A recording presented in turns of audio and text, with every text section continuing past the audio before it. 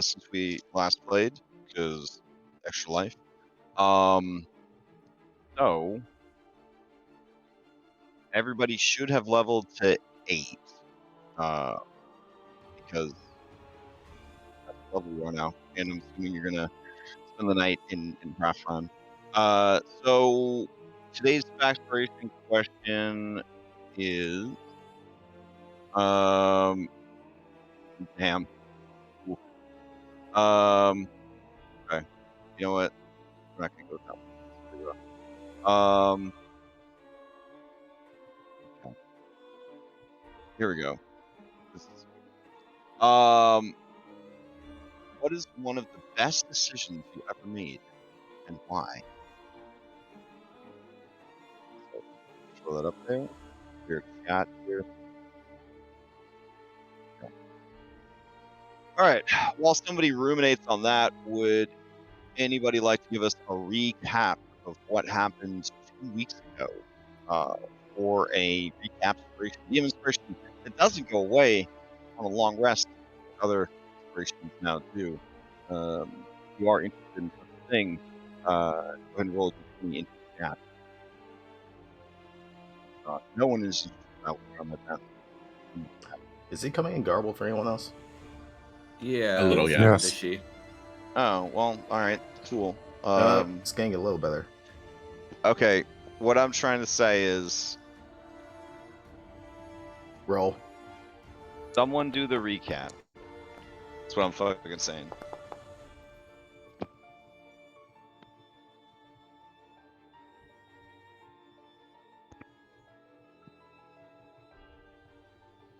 Testing.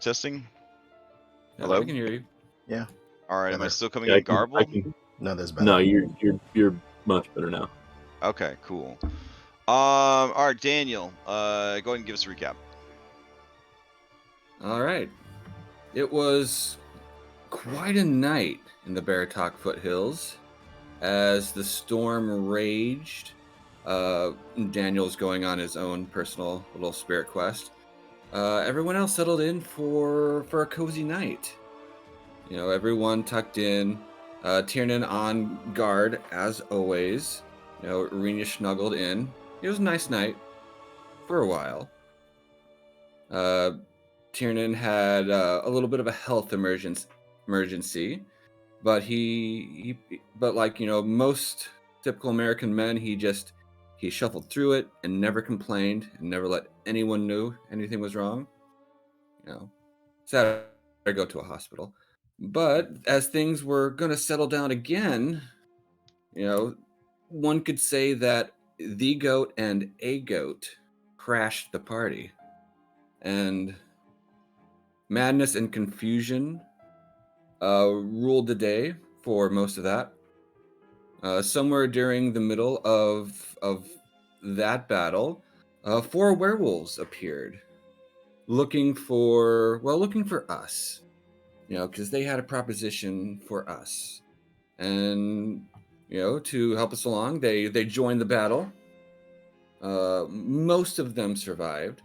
They were led by that Luke guy that they told me about. I don't know. He didn't make it. It was bad.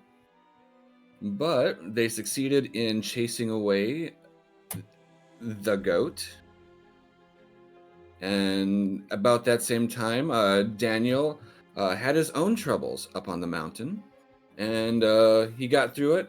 You know, like a boss, he would say, if anyone asked. Then he came back to camp, saw the carnage, and almost lost his shit. But after gathering everyone together, taking a breath, we continued our journey to Rafnheim to seek shelter and to check in on the Kavani folk who, you know, are such good friends before we set again on the next step of our journey. All right, good recap. I will add that to your inventory. Is anybody interested in answering this week's question? If you are, roll d20 into chat. For the Faxpiration, a d8 that lasts until you use it or until the session is over. Let's see. There we go. Okay. Darius, answer the question. One of the best decisions that he ever made wasn't completely his decision, but he went with it. Was to listen to his uncle to kind of take up exercising and then eventually boxing and eventually mixed martial arts to kind of get his mind off of previous traumas and whatnot and to kind of refocus himself. So getting a little bit healthier, both in mind and in body, kind of helped quite a bit.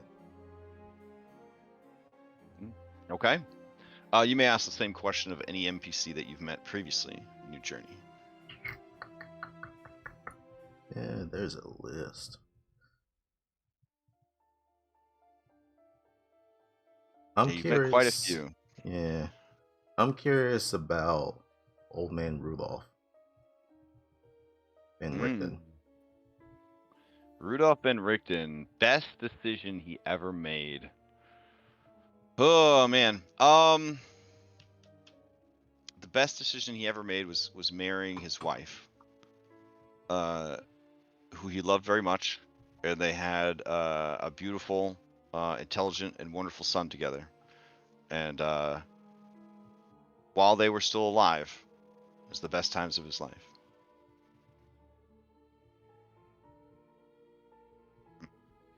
All right. So, with all that sorted, let's jump into this thing. Let's see.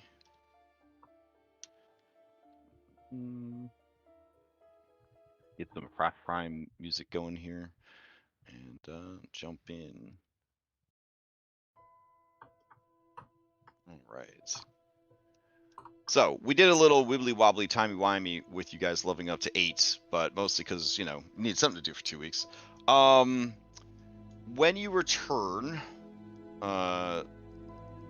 you are greeted by Chief Einar Ironheart,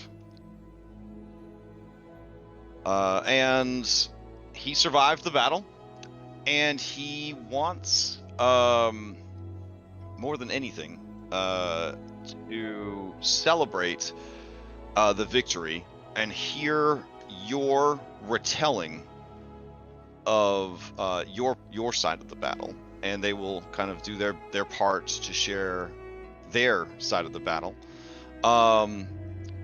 Given the time of day, you guys woke up and then you traveled.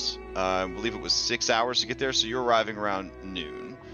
So the intention then would be to have a late afternoon, early evening feast, essentially.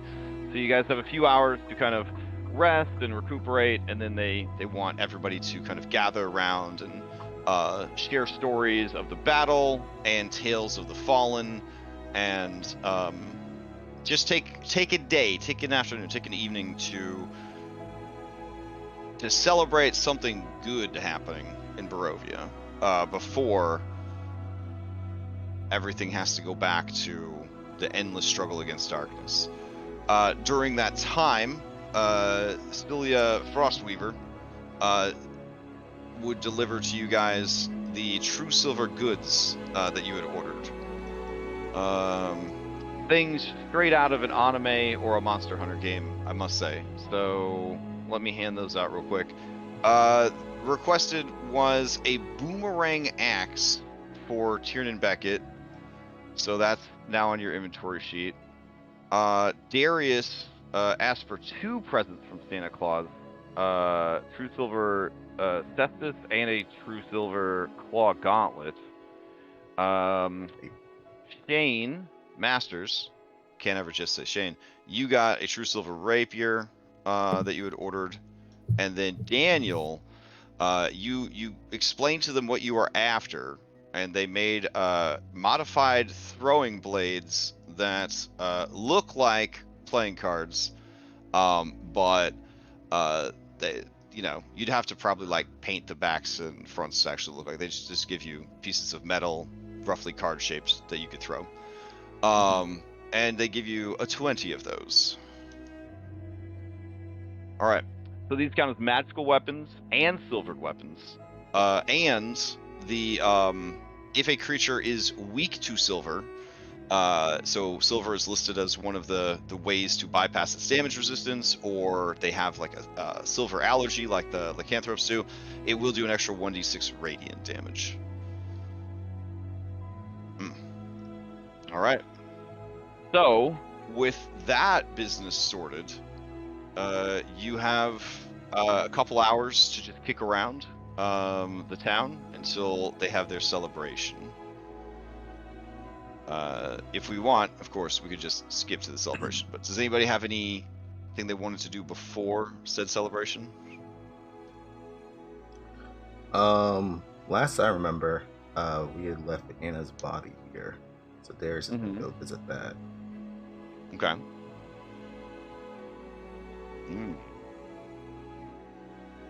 All right.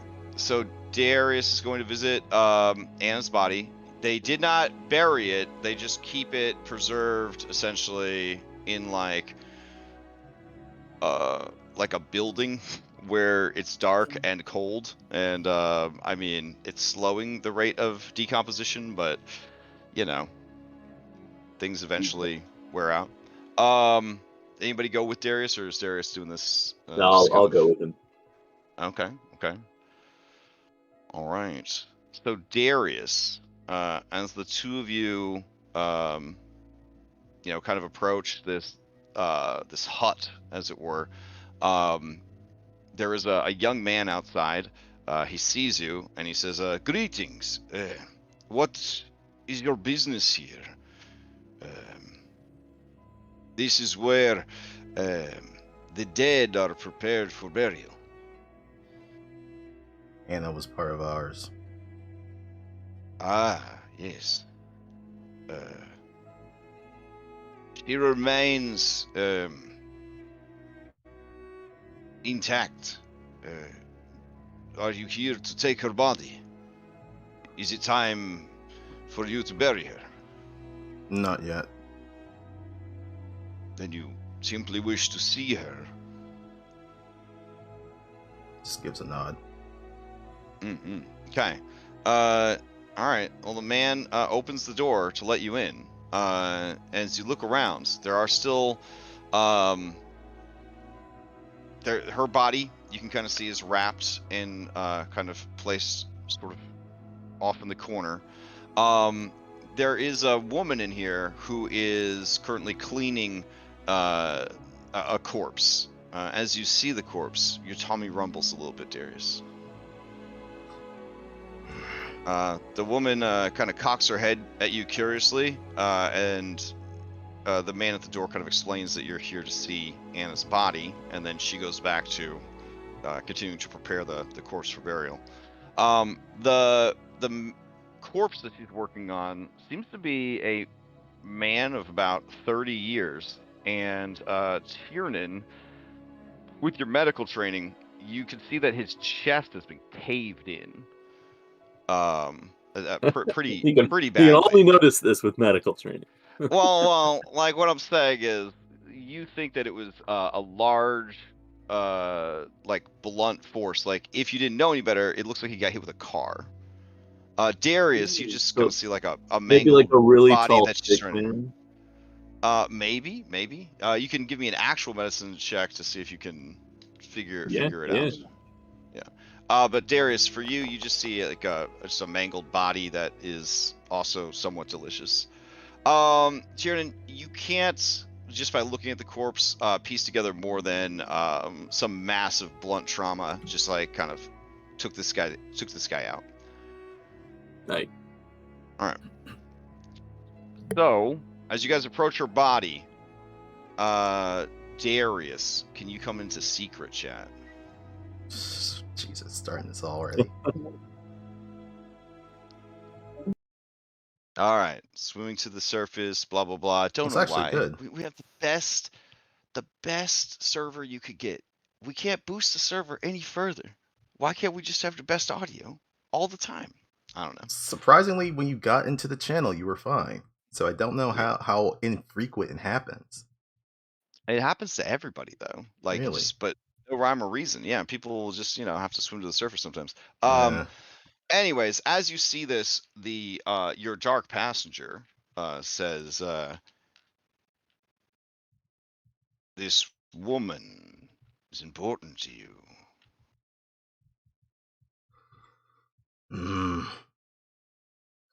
Anna Barovia. She said that, well, she believed that she would be the next ruler of this place, taking over von Zarovich once he's been disposed of. A lofty goal, but the goal of a simpleton. I hope your aims are more fulfilling than taking one prisoner's cell for yourself. I'm just going simple. I just want to destroy him and everything that he's touched. This corpse is restless. The spirit wishes to walk again. They are tainted by Xantras, the Kingmaker. Is a cellmate of mine. He is a fool, but could have his uses. It would be a simple thing for me to let her back in.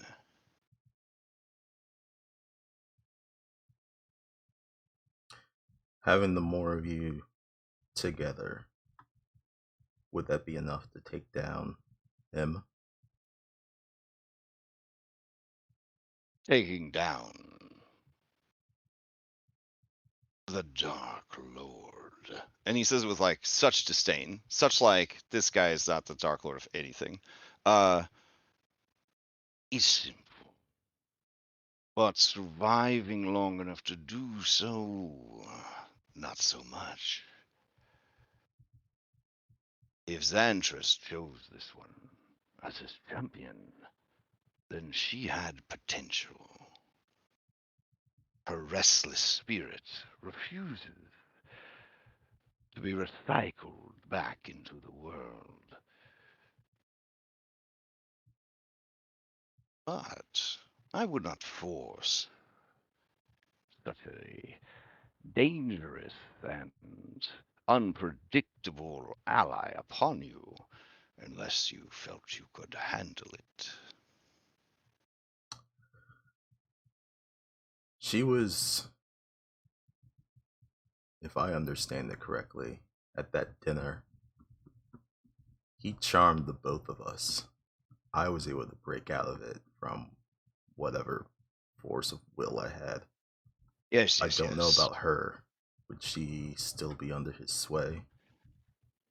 I don't know. I'm only presenting a possibility. If it's something that you'd like to pursue, let me know. And then we gotta get back to the session. He's not Yeah. gonna answer more fucking questions. All right. Yeah. Perhaps since like day one with all that, if you can't tell. Swim, and breaking surface. Tierden, can you come to secret chat real quick? Yeah. All right.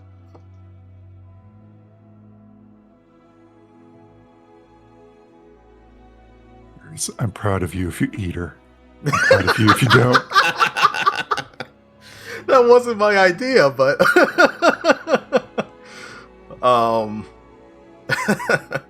I have something, and we've talked about this previously, so it probably will be brought up a little bit later.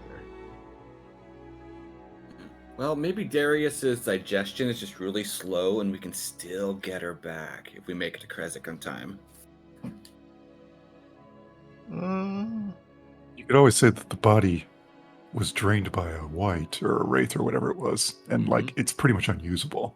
Like that's kind of what I expected, but it's okay.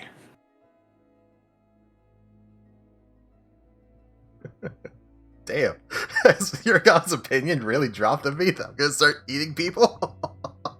It's been in the back of my head ever since you got this. It's not really in the outside the realm of possibility. That's true. Just make sure you don't die.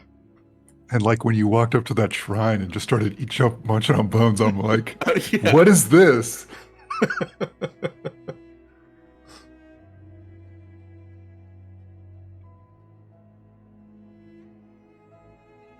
I love that he's like, Darius is all, Shane, you're bad people. And he's like, as he's like chewing on someone's femur. All right. There's context. There's context. Yeah. So, anything else from your visit here, or you? As you, yeah. I mean, if you kind of unwrap her face to sort of look upon it, it's got that settled look where like the flesh is kind of sagging towards the ground as she lays in repose, and like stretching along her cheekbones, and her eyes are just like much more sunken sockets there. The most disturbing thing is you're pretty sure that you guys had closed her eyes when she was like cleaned and wrapped and put here. They are wide open, staring at nothing.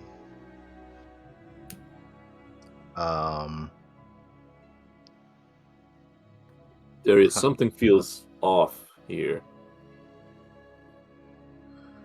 We can talk about it when we leave. I think we need to take care of this. But Darius is gonna kind of take out the amulet and kind of like put it in front of Anna's face. You talked a lot about us being fated and all these fated items and all this other bullshit, but it looks like some of it came true. We got at least one of them. And he'll put it back over his neck. We're gonna go have a meeting with our fated ally soon. But I think we'll talk again. And then I'll just look at Tyrion and see if he has anything to say.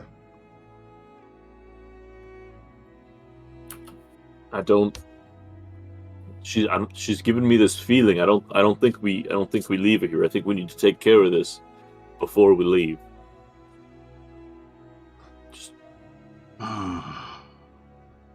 So what are you suggesting? He'll look around to see if the others are paying attention, which I'm sure they are because we're in. Well, there's the guy that was out. Yeah, this guy that was out front. He's just you can feel his eyes boring into your guys' backs, and then there's the woman who is tending to the dead man. It's not a very large structure either. Like they don't work. They don't work on like psychic multiple network right now. I don't know, Daniel. Who's on the psychic network? No one. Is there even there's no one going on currently? Okay, got it. Yeah. Okay. I think they think that you've got telepathic bond, like the fucking 6th level spell. So, like that's. I'm not sure. I'm not sure how his telepathy thing works. I think it's only like 3 people or something. And I think maybe they only have to be within a certain range. Well, it's within a certain. It's equal to his proficiency bonus. Yeah, which. At the moment we're at 3. Yeah, we go to 4. Yeah, I mean, you remember, Darius? You remember what happened to Eric after he died? It's not the same, but it feels similar. And we closed her eyes. Yeah. And they're open. Something is wrong, and we need to take care of it before we leave. I think we need to talk about it amongst the others. Darius, or at least outside. Come on.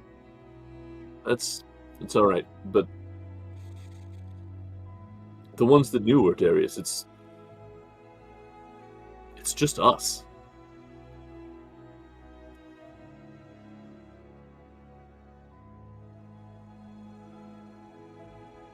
He looks and he sees the other two in the room, and then he looks at Tyr, and then you definitely get the sense that he doesn't want to talk about more details, like with others in presence. Yeah.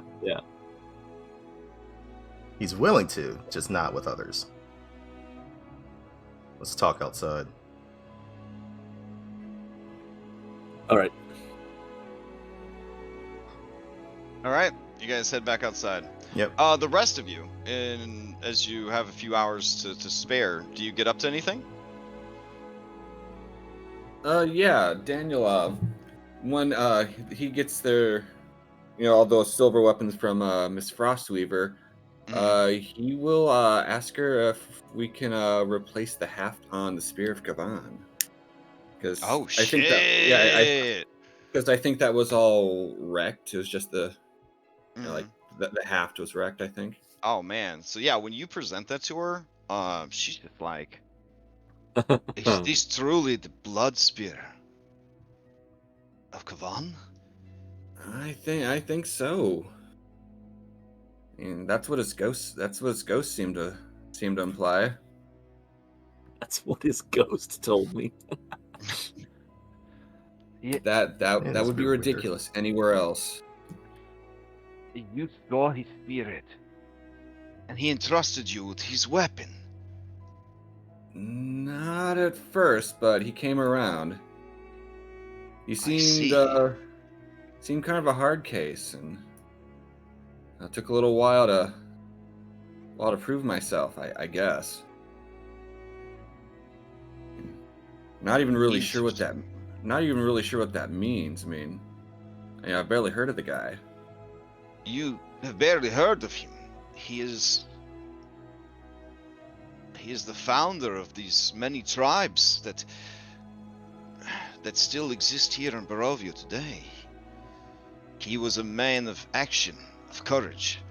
He refused to bow down to the foreign invader, who you now know is the Dark Lord. He fought to the bitter end, refusing to give in. But when the faithless split from our people, betrayed us, and betrayed the land itself, there was no chance of victory.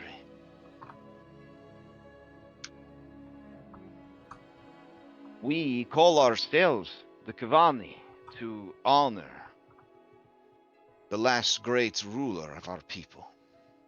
As she says that, she kind of looks over at Chief Einar, thinking to herself like, that was a little disrespectful, because he do all right, but he ain't no Kavan. You know what I'm saying? Yeah, but she says, I would gladly restore this weapon.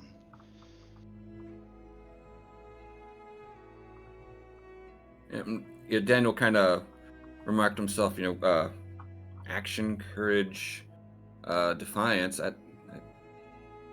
Like he's understanding what being worthy in his sense meant a little bit more, and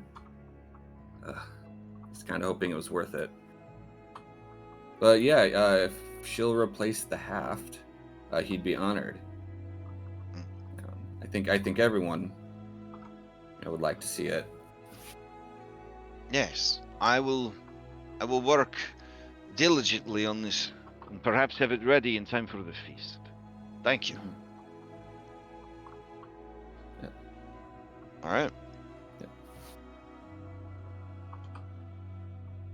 Yeah, that's his big thing. Yeah, if there's time, he will tend to the Kavani wounded. Okay. If there's still any. I guess you haven't really won't hear until later until how that went. I got news for you, Daniel. There are Walking Dead wounded. If you are looking for people to Oh, yeah, tend to. he'll. Yeah. Oh yeah, he will spend his day helping. Okay, fair enough. All right. Liar, do you get up to anything? Well, this is Leading the up most. to the. This is the most fatigued he's probably ever been in his life. So he's also around a bunch of villagers they're reputed to be berserkers. So he's kind of just keeping an eye out and trying to take things easy. Fair enough. All right. Shane Masters. The last time he was here, he got sexually harassed by an old woman and almost had his head cleaved into by an old man. So he's just laying low and just vibing. Okay. Yeah, he's also pretty still messed up after the recent events. So he's just like sitting in his own little corner, throwing pebbles at something. Like, character growth. Yeah. All right. Fair enough. He's not complaining and bitching about stuff because apparently that's his vibe in the group now. So. All right. Yeah, as you are kind of throwing pebbles, trying to keep your head down, a Kavani warrior approaches you, and she says, "I like your hair." Thanks. I like your spear. Okay. She says, "You are with the Walking Dead, our allies in the battle against the Faithless." Yes, that's true.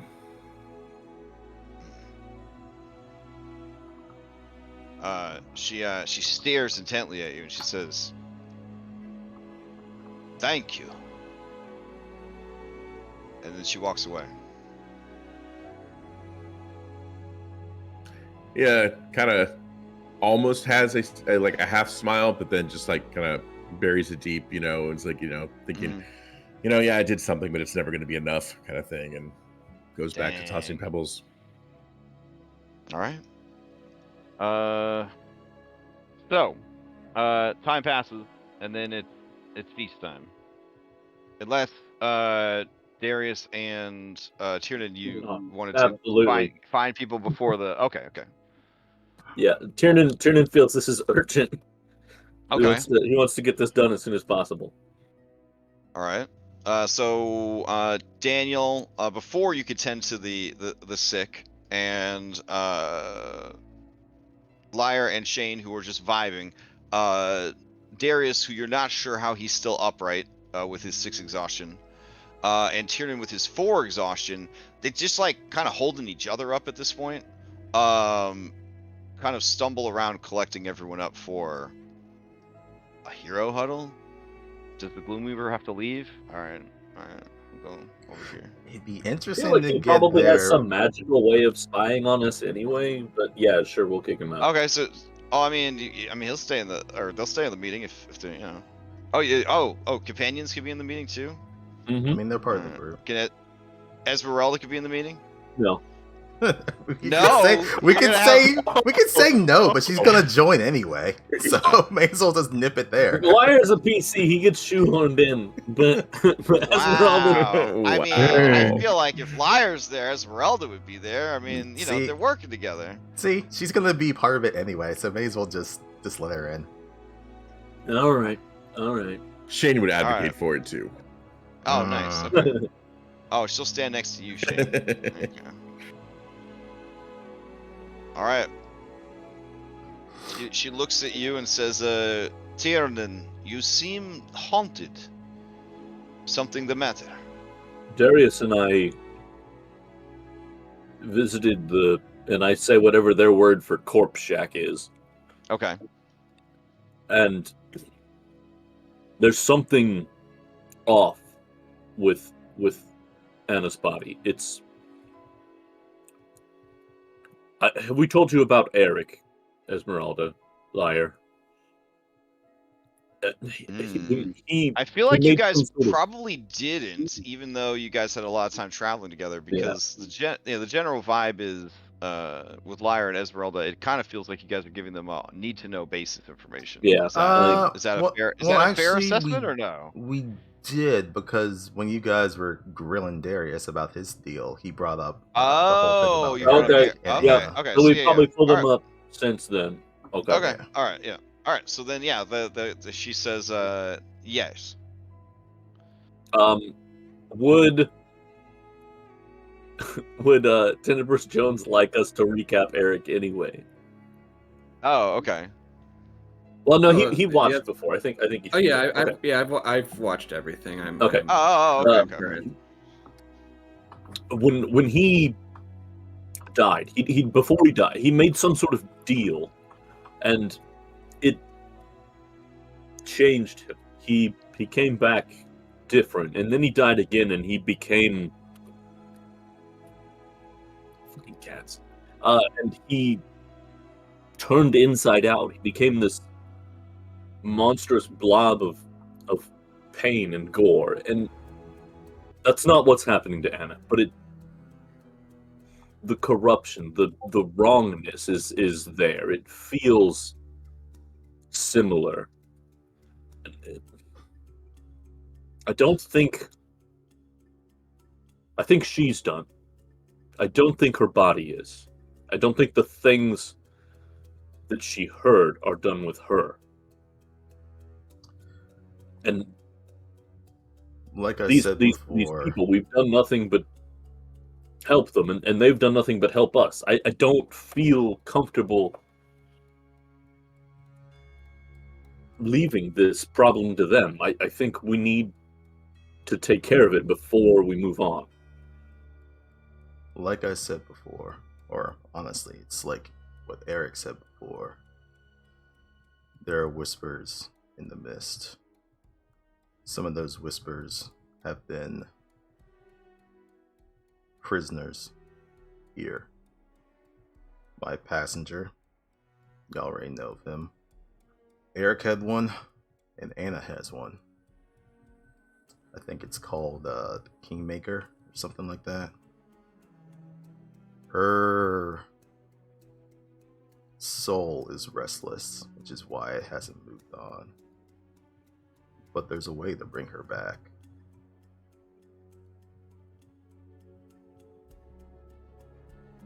When you say that, Esmeralda's one eye narrows into just like a tiny slit with a little hint of green behind the lashes.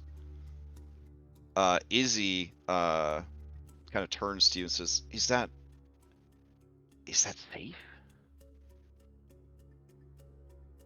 Anna was a girl of ambition. I don't see why she would pass on so easily. Yeah, but Darius, Pet Cemetery. What's that? What? Pet Cemetery? Oh, were you not a big book reader? Is that 83 book, 89 movie? Yeah. Perfect. She says, okay, so this family, they rent a house, but there's like a Native American burial ground out back, but you know, the spooky kind. And anyways, I learned from Poltergeist, never put anything over a burial ground. Oh, right. Yeah, so the cat dies, and the dad kind of blames himself because it was his fault. The dad's a real sack of shit, like all the dads in the Stephen King books. And then he goes and buries, they bury the cat, but then the cat comes back.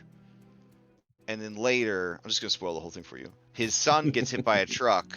Somehow there's enough body left after being hit with the truck. Anyways, he gets to the kid and he buries him, and then the kid comes back and he just starts killing everybody. Well, let's not do that. Well, that's why I'm wondering, like, Darius, like, is she gonna be okay? My main concern is if she was going to come back. Been dead for a while. My main concern is if she was to come back, would she still be under that sway that I was? Not sure. So you think that if we help bring her back on our own terms instead of theirs, it might help, or? Our terms versus, what do you mean theirs? These powers. Yeah, when you say our terms, Daniel, he'll lift his head up and he'll say, the things that lurk in the shadows in this place, they're hella persistent. And you probably get a little Thor sparkly fingers. It takes a hell of a lot just to resist them, even just to stand up to them. Like, I don't know if bringing her back is going to be enough. I don't know if anything can really help. I think the best we can do, any of us, is resist as long as we can. But you have to want to resist. I mean, I didn't know Anna very, very well. Like you said, she was ambitious. Maybe she doesn't want to. I don't think she's resist. given up. She's a Ray. She a Ray was with one of those powers pretty early on. So there's no change in that.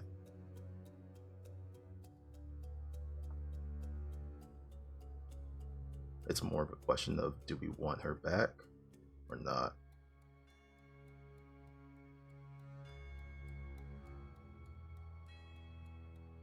The offer's there. My concern is she more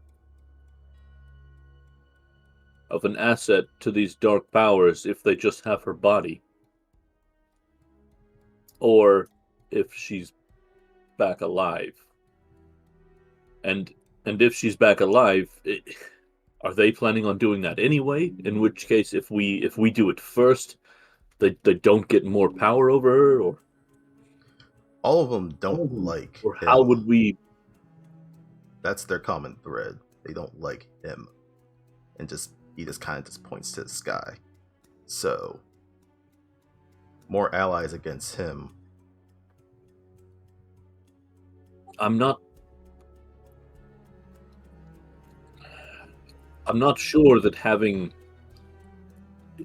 Let's use Eric as an example. I'm not sure that having some patron of disease that takes over people is preferable to having a vampire lord. They don't. What use is there getting rid of one Dark Lord if there's just going to be another one? At least the Dark Lord that exists now is a known quantity, somewhat. More so than if a new one was to ascend. I think it'll just be worse if they're responsible for ridding Barovia of him. We were with Anna. We can keep Anna in check. Things go wrong, we put her back down. Can't do this. Can't say the same for him at the moment.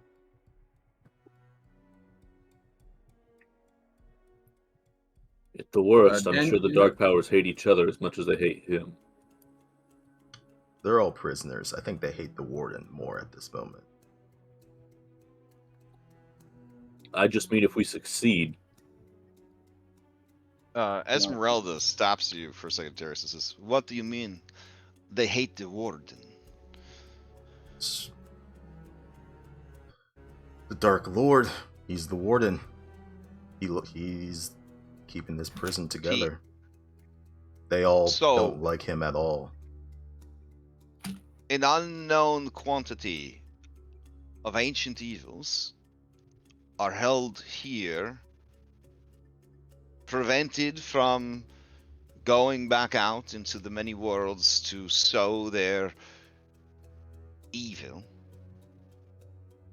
And the linchpin that holds them all in place is the Dark Lord. Yep. Does that mean if we defeat him, we only succeed in releasing terrible evil. I think that's That something we feels need to like find out a before we do it. that feels like a losing instead of winning scenario. The powers, they predate Strahd, don't they? Surely that means there was something holding them back before. A liar. You know that the something that held them back before is the Ember Temple itself. The Amber Temple was constructed as a prison. This is from, sneaking peeks at the notes.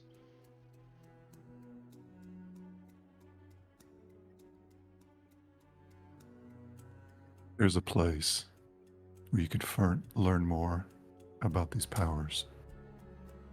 And you've brought it up a few times in our discussions. And I have said nothing because I did not want us to go there. But the Amber Temple in the south is where you will get answers to this. Do I feel a stirring in my backpack at the mention of the Ember Temple? You do, but it's too cold, so he just weakly says, he just says,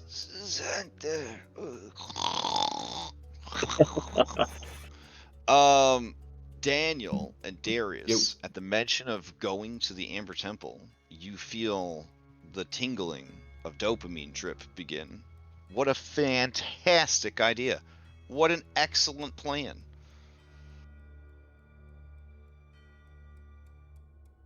No.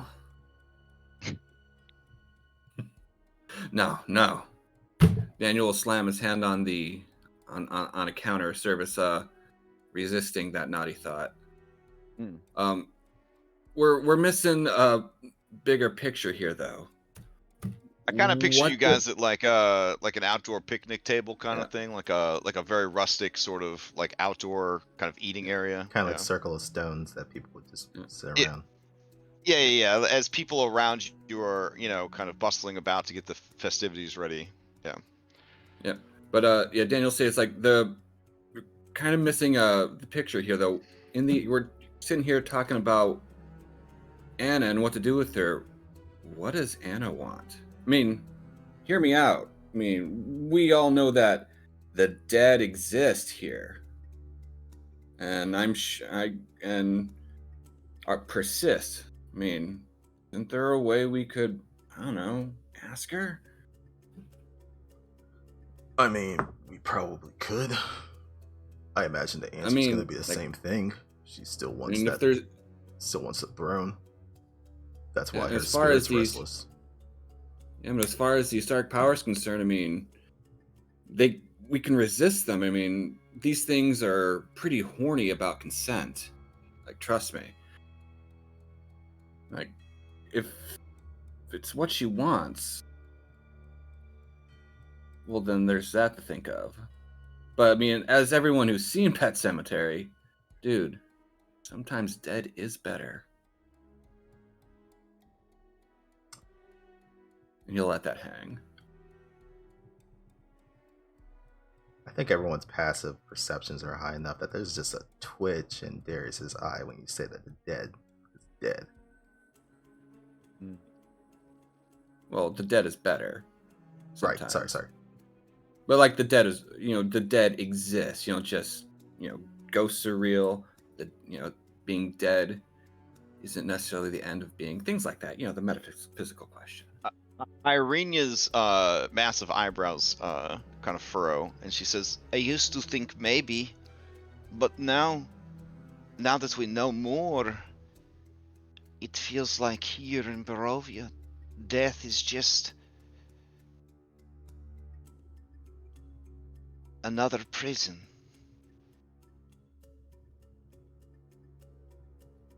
Or it's another state of being. We've encountered multiple vampires.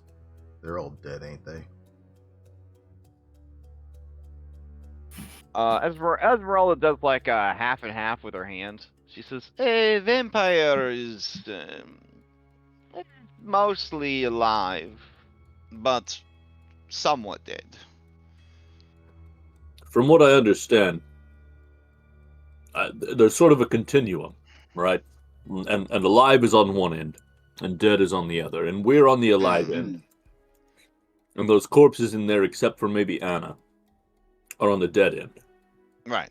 I would put Along- vampire like a 7 out of 10 alive. Right, but then like animated skeletons are like a 1 out of 10. Like a 1, yeah, no flesh or anything. That sounds good, yeah. So. I think that you're playing a dangerous game. Unless you trust this Anna with your lives. Unless you trust the strength of her will, the strength of her character. I worry, as you are all saying, that what comes back to you might not be what left you. And there is also the concern, Darius. You say that this dark passenger can help you. What is the cost? Nothing is ever done for free. I just wanted to float the Seems- idea by you guys. Seems I'll likely ask- the cost is their release. Likely. But I'll ask for more later tonight. Probably not going to be the last time I'm going to be speaking with him. Just wanted to let you all know. Offers on the table. You'll be asking him or he'll be asking you? I don't think there's much of a difference. I hope there's still a difference, Darius. Daniel has been touched by darkness. He fights to hold on to who he is and who he wants to be. Don't let this consume you.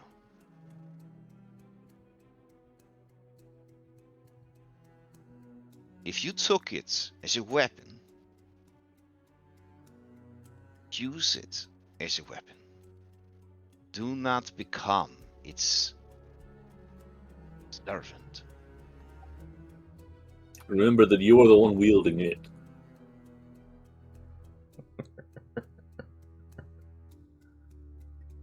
You seem to have a lot of answers. Changing your tune, you're saying that I wasn't weak earlier. Sorry, saying that I was weak earlier when I accepted it. She looks at you and she says, "You were weak for taking it. Now you must prove you are strong by not letting it take you."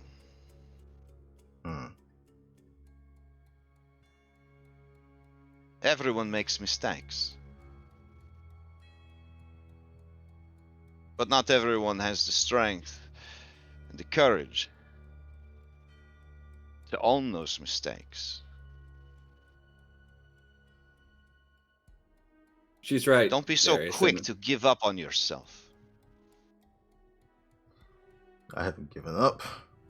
Just hoping to last long enough before I can put him into the dirt as well, before I join him. But we'll see.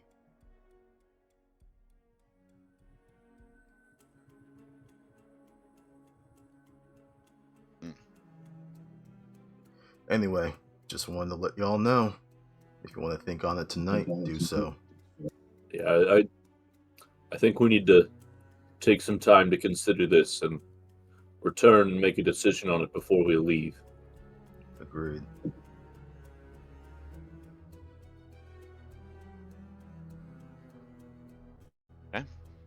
So do you guys As we break now go to the festivities? Yeah, as we sort of break off, I want to pull aside Esmeralda as we're going. Okay. So. Okay. So, Darius, he has one of these deals, and Eric had one. Daniel had one. He's fighting it. It seems more so than any of the others that have talked to these things. Anna had one too, and she had one for a long time. It didn't. I don't know. We didn't know her before, really. but it didn't seem to affect her in quite the same way as it's affecting the others. My thought is this: if we help to bring Anna back, her passenger's going to come along with. I know that, but say we succeed. If there's only one of these dark powers with us, they're going to try to. They'll want to fill the gap. If there's two, Anna's ambition didn't seem like it would allow a shared throne. And from what Darius told us about this undread monstrosity, it tried to take over its original world, plane, whatever. If there's two of them, we might be able to pit them against each other after they get what they want. If there's just one, I don't know if we can stop them. Not without all of the... We couldn't just stop Strahd straight up. We're having to put in all of these extra... Oh, as you say Strahd, she puts 2 fingers to your lips. She shakes her head no. I've never been able to suss it out. Is this just some superstition thing, or does he actually do something when you say that? She says, we can talk later.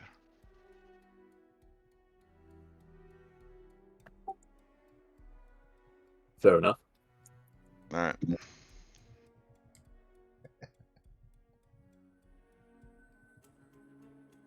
Okay.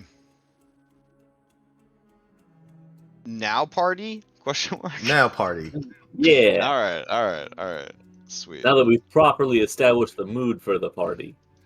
All right. No, this fine feast hall music will establish the mood for the party.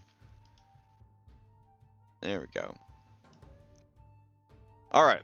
So, at the festivities, they tell you an incredible tale of how that using the spirits of nature, they were able to have long strides, and they were able to pass without trace through the wilderness, almost as if what magic remained of the ancient fanes was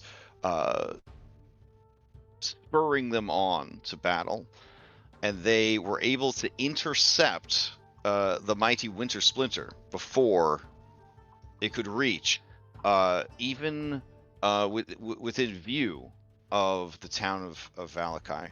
Valakai might not even have any idea what they were spared from so long ago. Well, I guess like a week ago. It feels like a really long time. It was only just a week ago. Yeah, they tell you of the battle, and that many of their brothers and sisters did die in combat. They spit a wad in disgust at the southern Kavani, who, despite having animal messengers sent to them by the wise woman, never showed and never sent any aid. But some try to calm the chieftain's ire, like reminding him of the short notice of the battle and whatnot. But yeah, what they describe to you in Winter Splinter is a very large, very evil treant, who was essentially a mobile battle station. Druids riding on platforms built into his back and his shoulders, raining down spells. It was an incredible battle, to be sure. Right when they thought all hope would be lost, Winter Splinter just sort of seized up and started sort of writhing, and then he reverted back to like just a tangled collection of dead trees and twig effigies. Svarog, the mummy druid leader, then thrust a hand inside the remains of Winter Splinter, pulled forth a glowing blue stone, and fled. using walls of thorns and all manner of druidic magic to sort of aid in their escape. The Kavani of the Northlands, badly beaten by the battle, considered the enemy routed, but did not feel it would be safe to pursue into the deeper forest, and so they just sort of set up camp for a little while, hacked up the remains of Winter Splinter, and then packed it all in and headed home. What happened with you guys?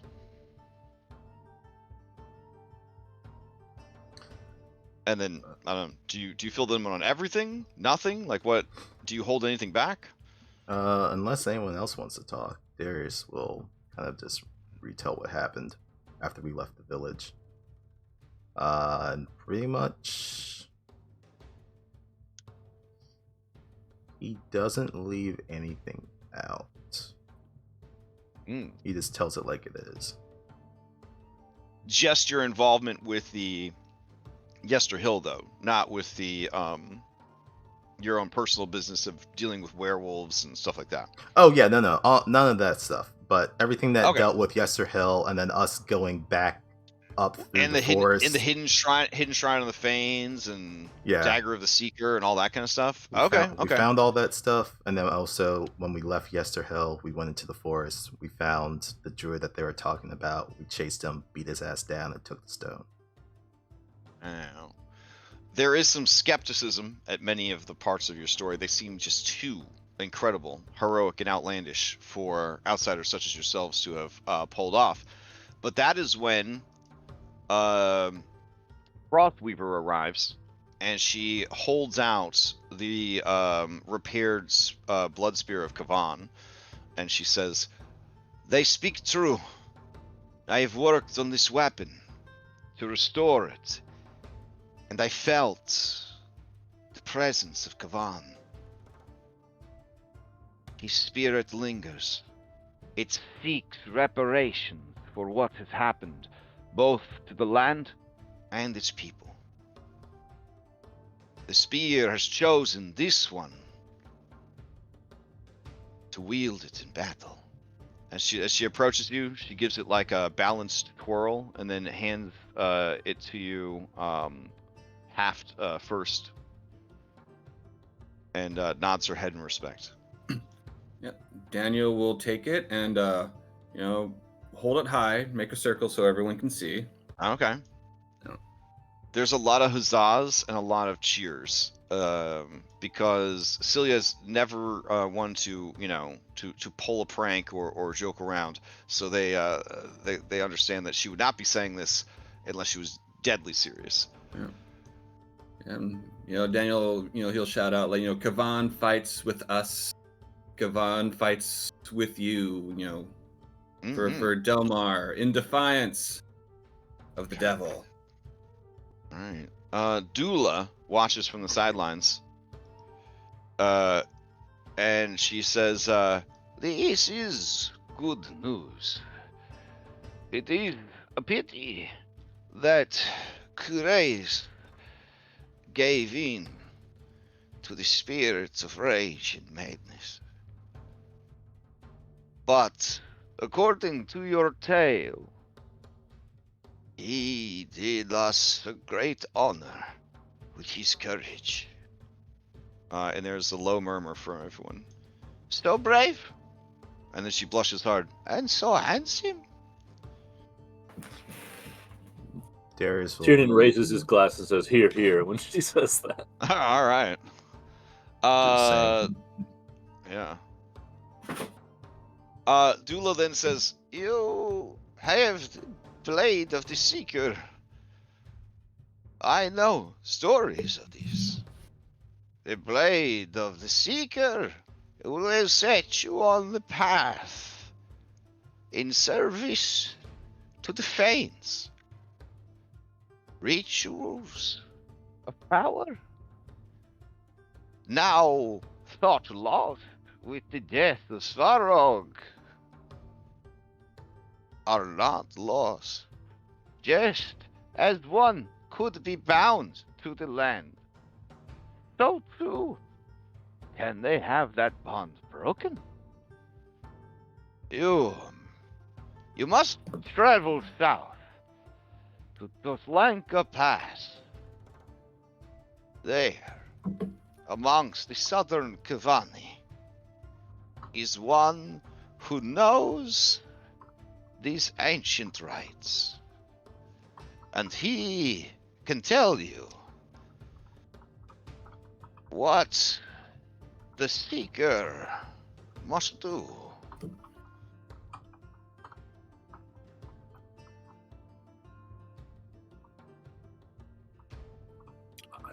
I'm able to communicate with the Fanes some. I know some of what must be done. But if he can help to clear it up even more, that would be most welcome. You said that the southern tribes didn't come to help. When's the last time you heard from them? It has been long and longer still. I worry that the lack of even a simple reply means that Bjorvin or his successor might be dead.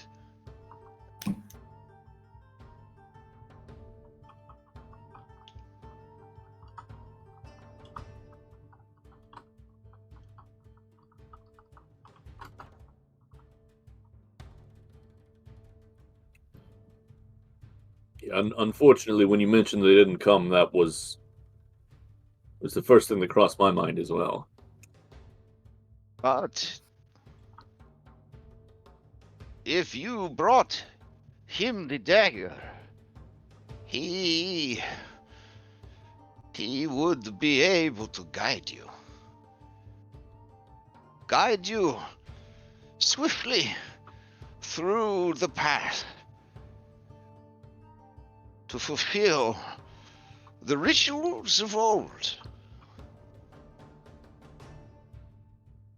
Perhaps even to transfer the powers of the land to another. When she says that, there is a fucking uproar. And Chief Ironheart says, that is what got us into this in the first place. None should be bound to the land. The Fane's power is their own. To trade the power from one despot to a would-be hero, and then what? To see that same hero grind us beneath their boot as they take the throne recently emptied for themselves. And he spits a fat wad into the snow. Steams there for a little bit. Dula shrugs and says, if there is one who would borrow the power, perhaps it is what is necessary. How much more of a strike against his power than to lose it and have it turned against him? The chief shakes his head, hates that idea, doesn't like that. Many of the people there, superstitious already of just about everything. They just don't know what's come over to her. That's just crazy. What's Esmeralda's reaction to that? Esmeralda's reaction is pretending she has a beard and stroking it in thought. She's just like, What is my hadn't thought of the Uno reverse. Oh man, like holy shit. What is we were just gonna cancel the power. What is your what's my roommate's thoughts? Your roommate's thoughts is the Fanes were never powerful enough to protect their lands. What good could their power possibly be? Your power, their power, your shared power. You don't need anything else. Fair enough. If the land is unbound and not bound to another, what's stopping it from being Daniel, stolen back? you have 2 passengers. Sparky thinks that being bound to the land is a terrible idea. He doesn't want to be bound to fucking anything. That's the whole point. Storm gotta run free. Yeah, exactly. That's the dumbest fucking idea ever. Can't contain the hurricane. No. Now, the lingering Jedi ghost of Kavan is like, well, if you think you would be a worthy king, I don't see why not, baby. You know what I'm saying? I don't think Daniel's ever had that much ambition in his life. He's been kind of lazy. Yeah, so immediately Jedi Ghost Kavan kind of, I guess since it's inside you, would kind of pick up on that and be like, ooh, okay. Okay. But Barovia is, if nothing else, a second chance to be something new. Okay. Okay. Yeah, I've got bad Daniel art like prepped if it goes that far. Just oh damn. Okay. Okay. Darius will just look at Tiernan, and you can just easily think of, we got someone in a cottage lying down right now who could who would probably be interested in that. Oh, there's no fucking way we're doing that. Why not? They already wanted it. Get a Galadriel scene. Instead of a Dark Lord, you'll have a queen. But Dula says it is of no consequence if Bjorvin and his successor are dead. Simply breaking his ties to the land and restoring the power of the Fates will give you such an advantage against our enemy. As she looks around, challenging anybody here to say that Strahd is not their enemy.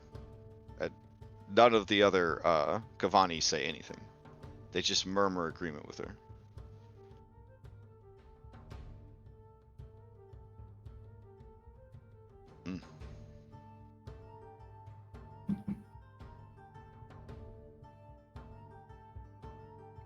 You've given us much to think on. Thank you. As part of the feast, they honor the many who died again, because they already had a feast in their honor before you guys got here. The people that died in battle, but they mention them again and offer prayers and huzzahs and supplication and all that. But then the guy that you saw being cleaned or whatever, they bring his body out, that it might be paid respects or whatever, and then tomorrow he will be interred in the hillside. But apparently he was killed by a big ass goat. Oh, that fucking thing. Yeah, Darius will mention to them that we met that stupid goat on our way here. Oh man, the people are like shocked that you're still alive. And some of them say, "You faced Sangzor and lived." Well, with how tired I am right now, I don't know if living is the best term, but yeah. None of your number were trampled beneath his hooves, driven mad, and forced to kill each other. Oh no, yeah, all that happened. Darius is gonna say nothing. Cilia says, "Did he eat your weapons?" No. Then you are very lucky. He loves to eat weapons. Should we be concerned about the ones you just made for us? Yes. Ah, shit. Yes. He has an ability that lets him eat weapons. God damn it. Hopefully you never face him in battle again. Chief Einar Ironheart says, or you could seek him out and slay him. That would free all of Barovia from his terror and test your strength. For one might argue If you cannot beat one goat, how could you possibly defeat the Dark Lord? And you don't see his eyes, but you see a big shit-eating grin on his face beneath his polar bear hat. That's not a goat. That's a devil that walks the forest. Is the Dark Lord not called the devil by many? He is. Have you ever faced that goat? He kind of reaches for like his arm as if he's remembering an old injury, and he says, "Yes, he is a terror." Then you Sure. know what we faced. Cilia says, "But if you were able to beat him, I could forge weapons of great power from his remains."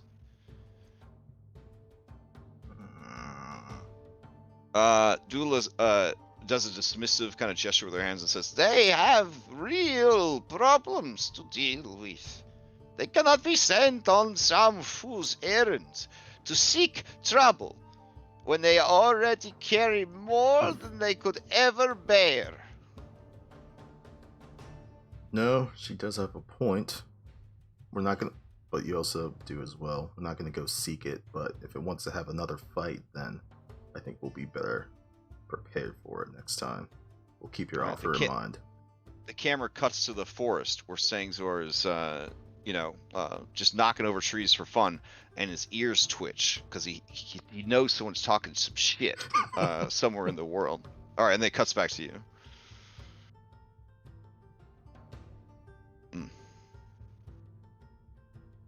All right, so then the chief, who's a bit of a busybody, he's like, "What now, heroes?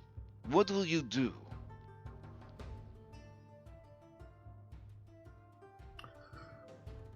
We had that prophecy that was given to us from the old lady Vistani, Madame Ava. We got one of the things that's on that list. We're about to go head out and speak with number 2 in a couple of days.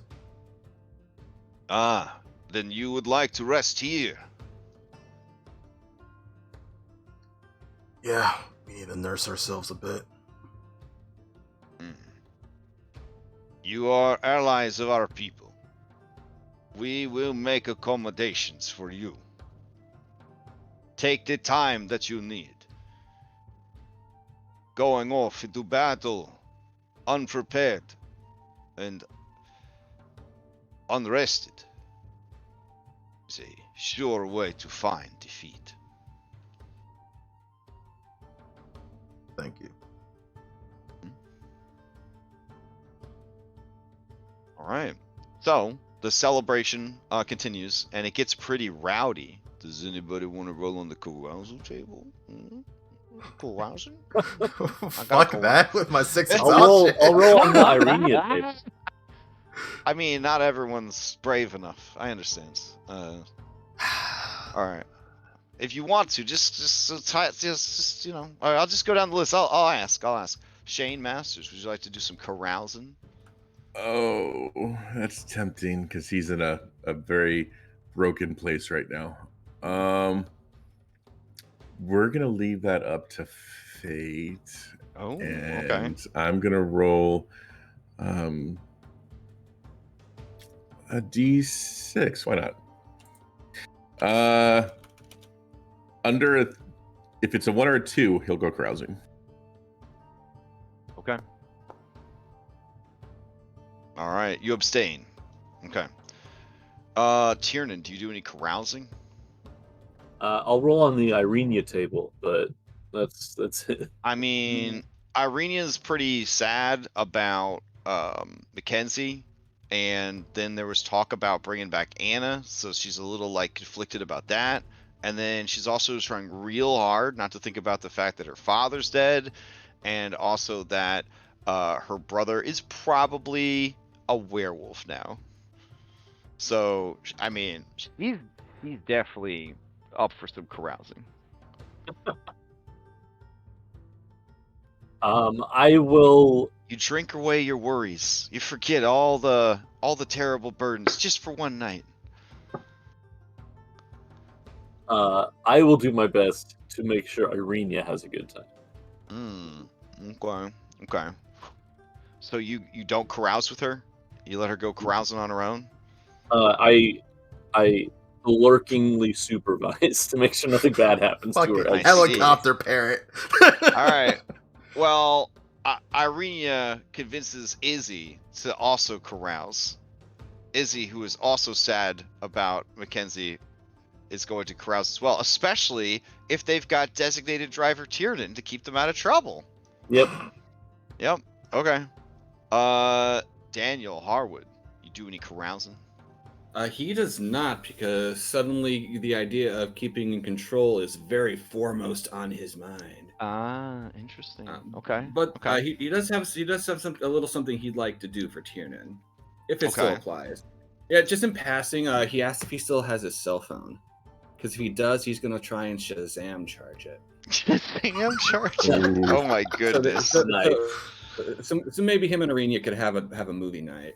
Oh, that's really sweet. I Oh man. I have mine. I have never used it though.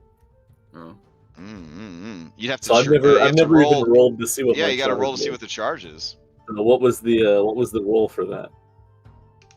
So the roll is a D20, and that represents the percentage that would be on the phone. So like a 20 would be 100% battery, and so on and so forth. That would be represented by you guys, I assume just had your phones off so that they didn't drain battery. Is there a reason I wouldn't just roll D&D then, or? That's a great point. I don't want to keep track of like specific numbers. That's the main reason. So increments of 5 seem like the easiest way to do it. All right, so your phone has 5% charge. Hey, Turn join it the on 5% club, buddy. You turn it on, and immediately it starts, having a million pop-ups about how you got low battery. Why didn't you switch to low power mode? What the hell is wrong with you? Are you crazy? And as you do, you see that the battery is using itself up to tell you that you've used the battery up. It's dying right before your eyes. 5, 4. Yeah, exactly. That horrible feeling where like that you 5% ain't nothing. You could literally sit there and watch it go away. All right, you're gonna try to zap this phone with like a shocking grasp kind of deal.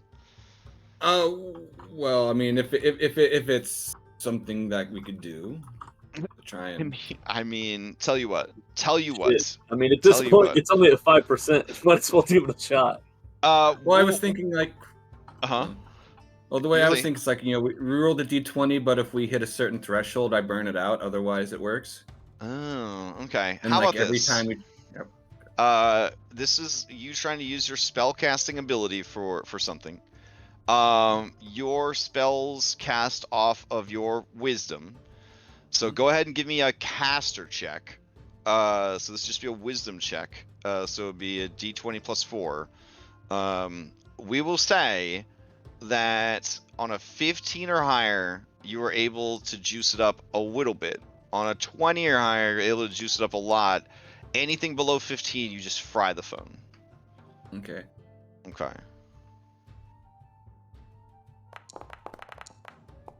Oh no. Oh, okay. So yeah, as you go to kind of put your finger on it and like transfer a little bit of spark to it, it just like glass shatters, and that's that. Oh, sorry, bro. It's fine. It's no worse than it was, basically. Mm-hmm. I doubt I'm gonna find a charger here. So. Hope you have insurance on it. All right. Anybody else? So, Darius, are you carousing? Nah, not with my 6 stacks of exhaustion. Not Okay. tonight. Not happening. Liar, are you carousing? Crash Jam. I don't remember the last time I rolled on the carousal table and what happened. Yes. It was I pretty did not- fun. Let's do it then. Sure. Okay. Amazing. All right. Let's see. The Gloomweaver will abstain. They are a well-disciplined scholar. Esmeralda will abstain because there's too much dangerous shit going on right now. There's a time and a place, and this is not the place for it. She'll do what all type A people do, and she'll put all of her problems and emotions in a box, put that box in another box, and put that box high up on the shelf. All right, let's do this thing. Liar, roll a D223. I love the carousal table so much. Such an arbitrary ass number. Not even like 200. It doesn't follow any rules. All right, let's see. Tiernan, can you roll for Izzy? Yep. Okay. And Daniel, can you roll for Irenia? Okay.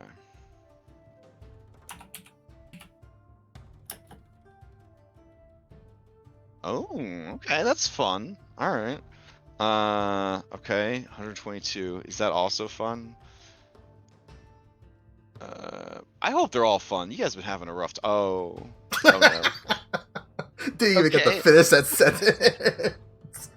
And then Irenia's. Now with the designated driver, if it's real bad, can we get a reroll? All right, so here's what happens. Liar, you had a great night.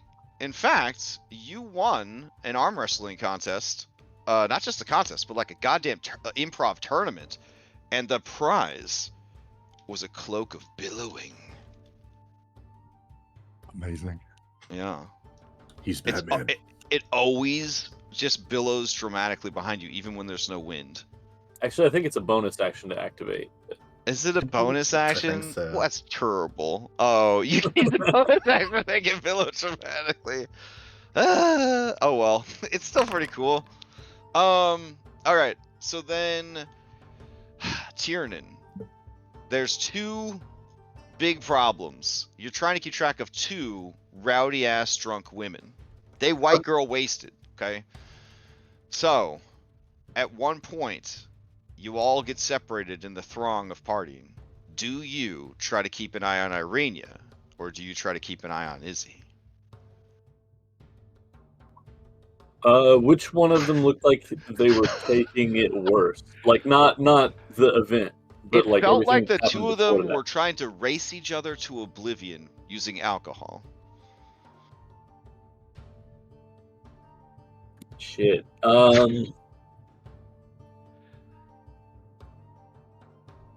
It's not like this is the biggest choice of your entire life. Just pick one. Your best friend or your girlfriend. I mean, we've all been there.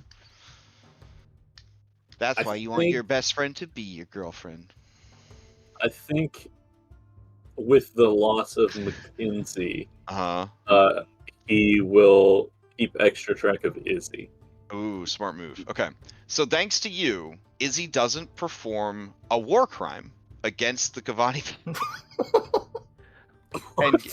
What?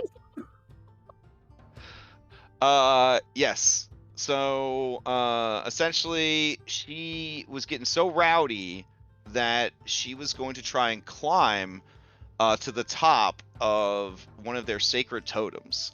And if you had not stopped her, she would have caused the totem to fall over and break. Which would have landed her...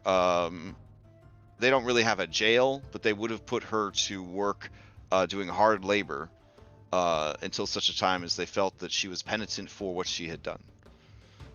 Yep. Okay. Glad we stopped that. All what right. didn't we stop? All right. What you didn't stop is Irenia joined a dice game. And she lost 400 gold worth of your guys' equipment. So basically, everything that she had on her, and then some. She has no equipment anymore, except her clothes. So much for me borrowing her crossbow.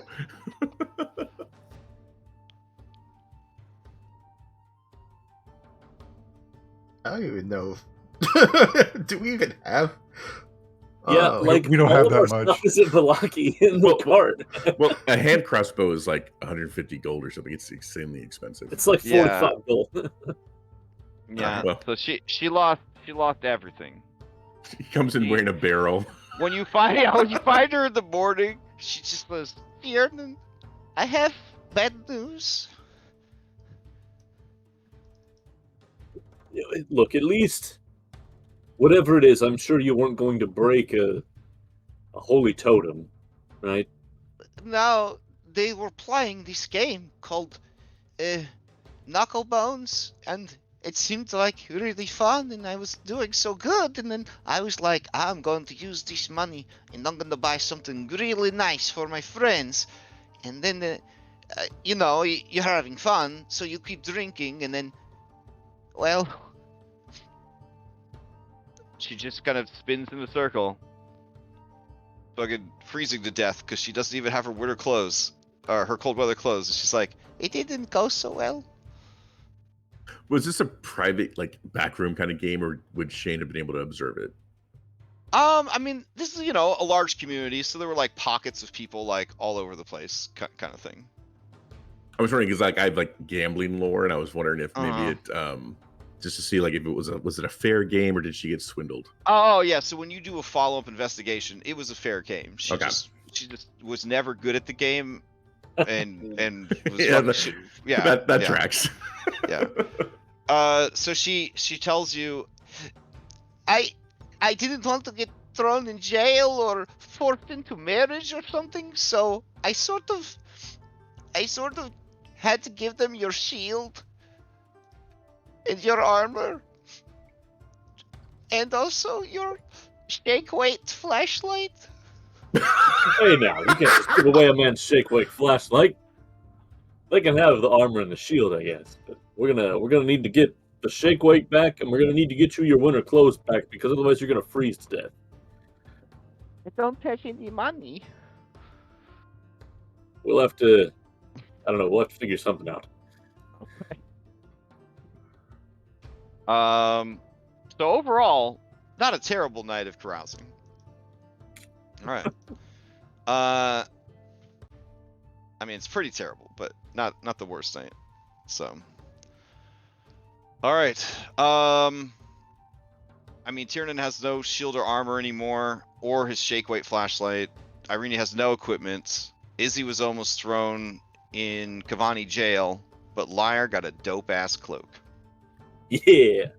The next morning, Esmeralda says to you, Lyre, "That's a nice cloak. You look very cool." Thank you, One Eye. Mm. These people are not as strong as I thought they were. Or maybe you're stronger than you thought you were. I know what right. I am. Dang. All right, you guys Can I- gain the benefits of a long rest.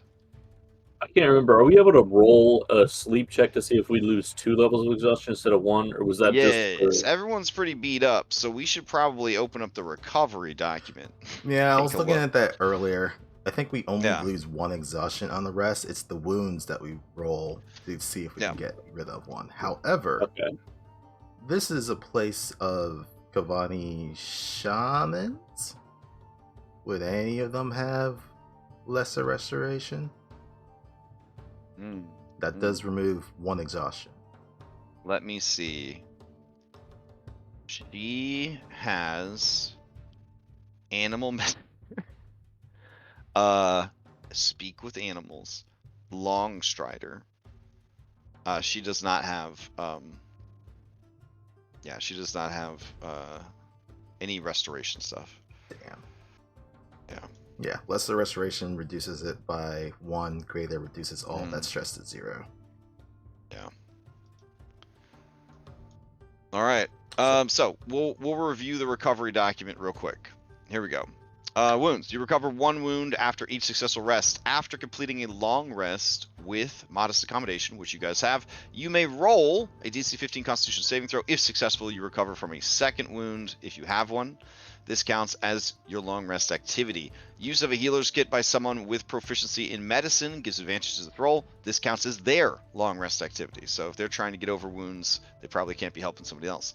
Alternatively, use of a healer's kit by someone without any wounds with proficiency in medicine allows that person to substitute their medicine check for the patient's con save. This counts as their long rest activity. Magic, a cure wounds spell can remove 1 wound, but must be cast at the same level as the number of wounds the target currently has to have any effect. Regardless of what level it is cast at, a single casting can only remove 1 wound. For these purposes, count any injuries towards the total number of wounds the creature has. Cure wounds cannot remove injuries unless stated below. You cannot recover from long-term injuries if you have any wounds. And then injuries, lost body parts, regenerate spell, or prosthetic. There are some guides with item rules and feats for characters with permanent disabilities. We're all getting pretty familiar with that. Scarring. Magical healing of 6th level or higher, such as heal or regenerate, can remove scarring. Muscle and tissue damage. If you have no wounds but would recover a wound, you can remove one of these injuries. And then, of course, broken and fractured bones require dedicated healing after being set properly. Setting it takes 5 charges of a healer's kit, 1 hour of time. But if you spend an entire week of downtime, you reduce the amount of healing that you need for your bones by 10. And that applies to all your bones that might be broken. All right, so... And then there was the document for stress. Yes. Which stress and exhaustion are the same thing. Yep. And charging headlong into terrifying situations is the stock trade of heroes. Among the domains of dread, however, hey, that's where you guys are. Periods of respite between harrowing experiences can be rare. Even the hardiest adventurers find themselves worn down over time. Their performance suffering, stress, blah, blah, blah, blah, blah. Reducing stress. A character spends an entire day relaxing or otherwise calm circumstances reduces their stress score by 1 when they finish their next long rest. So I would say the interpretation for this would be you get rid of 1 exhaustion on a long rest. You could get rid of a second exhaustion, since stress and exhaustion use the same pool, by making your downtime activity chillaxing. But that has to be your downtime activity. So you wouldn't be able to focus on getting rid of a second wound, doing any kind of crafting, helping other people with their shit. You'd have to spend the entire day reading comics, watching The Price is Right, the normal stuff you do. Yeah. The combo motion spell can be used to suppress stress, and lesser restoration can also reduce stress. So that is an option for Darius, especially with 6. My whole plan is just chillaxing the whole 3 days that we have before we have to go meet the lady. Yeah. Okay. So we are currently on Thursday. You guys are going to meet Saturday night. Okay. So what is everybody's downtime activity on this fine Thursday? Resting. Right. First day downtime activity is maybe locate animals and plants to get things that they need to trade for Irenia's winter clothes pack. I see. Okay. If you're willing to burn your whole day trying to get her some winter clothes, I would say that would be fine. Hold on. Lyra would give up his cloak of billowing to help you guys if you need. Aww. Tiernan, do you mention of what happened with Irenia? I mean, I think it's obvious. Okay, fair enough. Darius would say that he had plans to sell this anyway, and he'll hand you over Mackenzie's alchemist supplies. Oh, dang. Seeing that, Irenia starts to cry. And she just says, You're going to get rid of them because I screwed up? You didn't screw up. Just don't have a use for them at the moment. It's all good. And I'm probably sure she would have wanted to do the same thing anyway. All right. So alchemist supplies got a street value of 50 gold pieces. I'm sure you could find some nerdy Kavani that's like, okay, sure, I'll give this a shot. Alchemy. Yeah, let's do it. With these fancy alchemy tools. So yeah, you can sell it for 25 gold. Start rebuilding Irina and Tiernan's life. All right. Tiernan. Winter clothes are 10 gold. That's quite a lot of money to earn in a single day. But you are using magic they might not normally have access to. So you're willing to wander around in the woods with them, helping them find stuff? Go ahead and give Yep. me a yeah, go ahead and give me a survival. This will kind of represent you out in the woods, helping them get around, do stuff. I see. All right. I mean, you do a slightly above average job, kind of going around and helping them.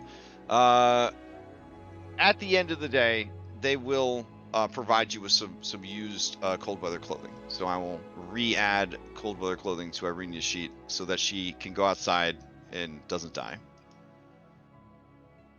All right, cool.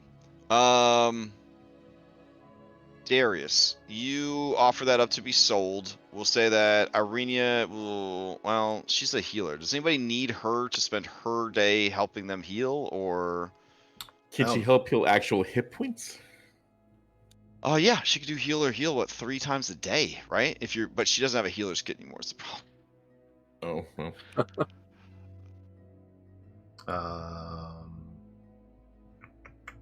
So I took all the stuff that was on.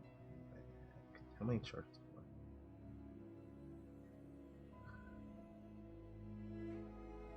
Because you're trying to get some dedicated healing for that bone, right? Yeah, I got a broken arm. Yeah. Oh, this is to help Shane? Oh, damn. No, hey, damn. you know, in character. But maybe with sure. the 25 gold, she'll go buy some more healer's kits, right? Oh, they're pretty cheap. Yeah, I mean that's not bad because we're gonna need more anyway. Yeah, I will say now healer's kits are five gold. It's like 5 gold, yeah. Barovia, yeah. Now that I had the true silver rapier, Shane would donate to Irina and Tiernan his regular rapier. Oh, okay. It's not much, but I guess any little bit helps.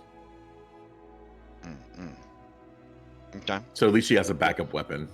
Oh, nice. Yeah, okay. She says, "I promise I won't lose this one."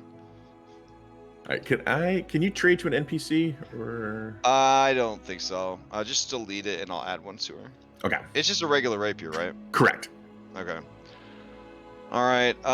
So she'll buy 2 healer's kits, Tiernan. So that puts you guys down to 15 gold to buy new equipment.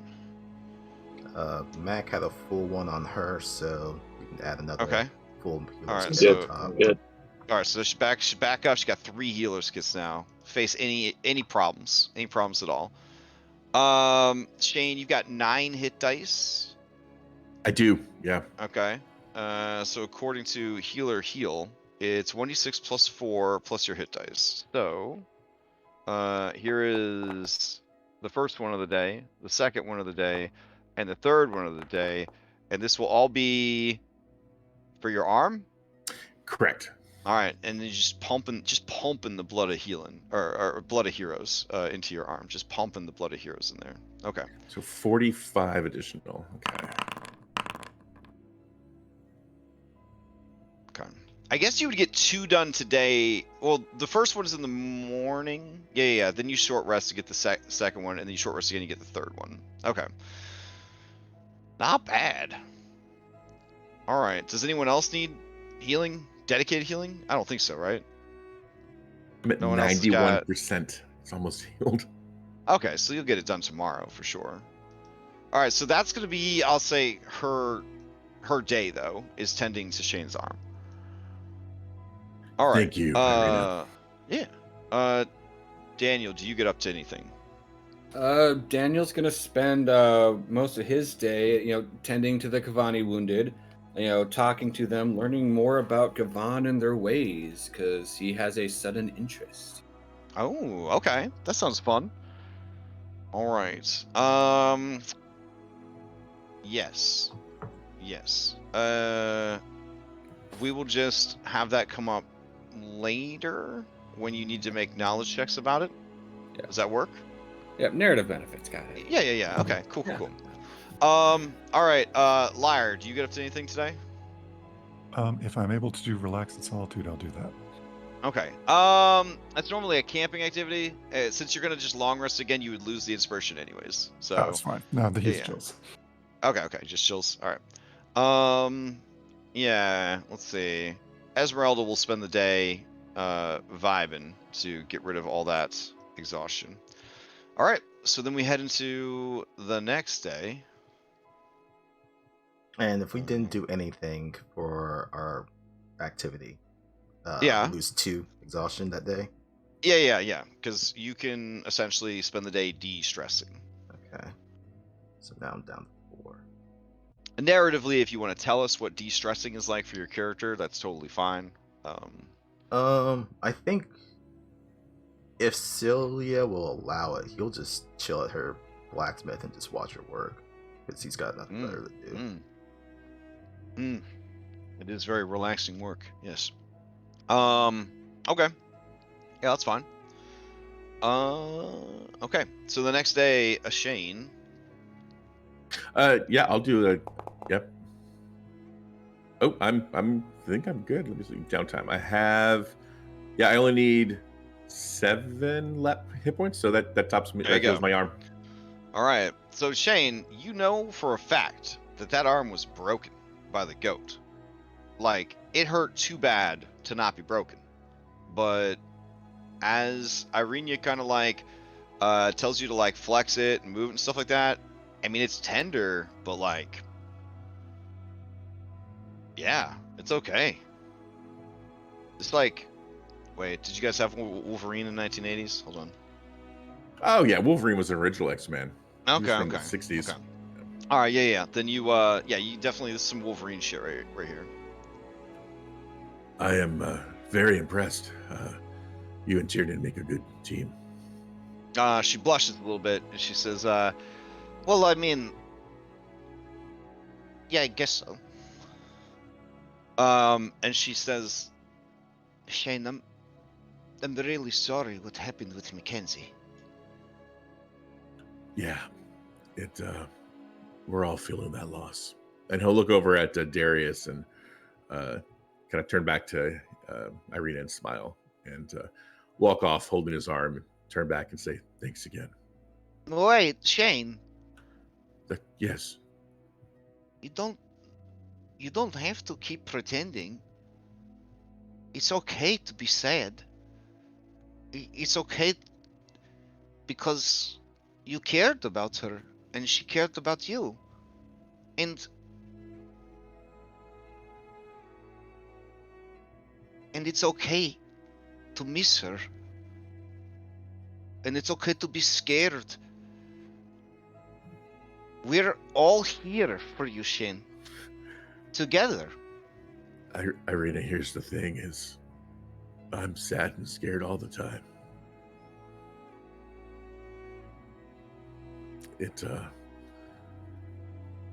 She was special, and now she's gone, and I can't do anything about that.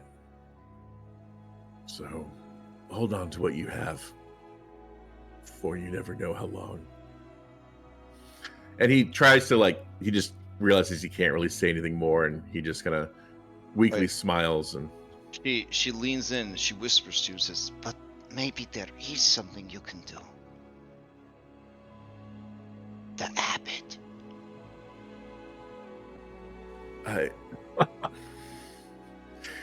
He has this yeah, okay, sure. He's like a kid telling him about Santa Claus. He's like, okay, yeah, that we'll hold out hope for that.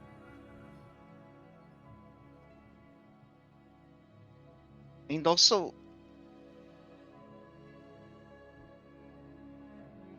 well, if you do need to talk to someone, I'm very good at talking. So, and if you're too embarrassed to talk in front of the others, then we could just go on like a walk or something, and you could talk about whatever you need to. And I will keep the secret, because I'm very good at keeping secrets. Yeah, I heard from some of the others that you're one of the best wingmen in Barovia. Poor Reed. Poor Ismark. They could have adopted all the orphans together. That would have been a great epilogue. Yeah. Just another tale now. Well. Take it easy on that arm, okay? Yeah, of course. Last thing I want to do is break it again. Thank you again. And he'll walk off. All right. So, Shane was getting his arm taken care of. Irene was helping with the arm. Tiernan, what are you doing on this day of downtime? Anything noteworthy or just chilling? See, day number 2, I'd like to try to get my flashlight back. All right. So you find a guy, and he is lewdly using your flashlight to entertain some of the other Kavani. They are crying with laughter as he's just like really going to fucking town with this thing, like. As they see you approach, some of them take on a more like sober, somber kind of demeanor. The guy looks down at you and says, "Ah, it is you. Your girlfriend gave me this magic item," and then he turns the switch and just shines the light like right in your face. He says, "It's very funny," and he starts jerking it off again. Should have seen the. Yeah, the others start laughing uproariously. Well, I was going to say commercials, but you should have seen the way that they tried to sell things like this. There we go. That sort of works. Where I came from, they were hilarious. Because well, it is do this, much but try to keep a straight face. Much Try not to joy laugh. to all of our life. You tell her, thank you.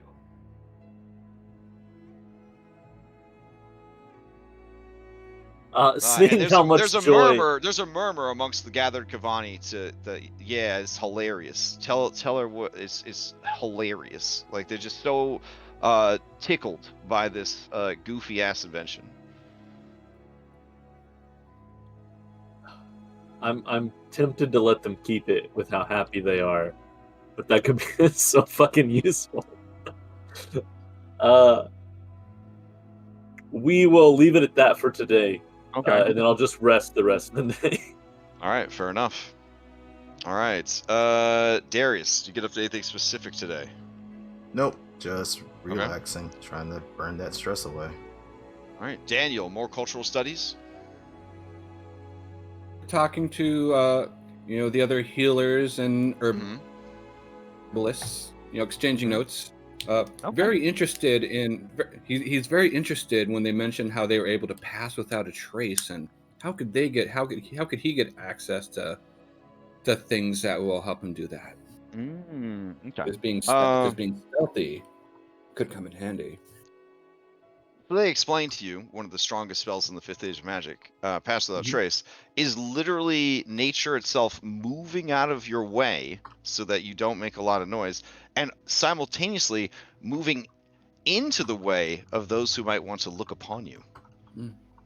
Yeah, it sounds ridiculously overpowered. Yep.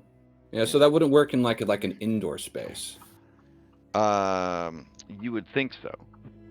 You would think so. But yeah, they explain that essentially it comes from their connection to the land, and only those who have like kind of studied the old druidic ways, that kind of thing.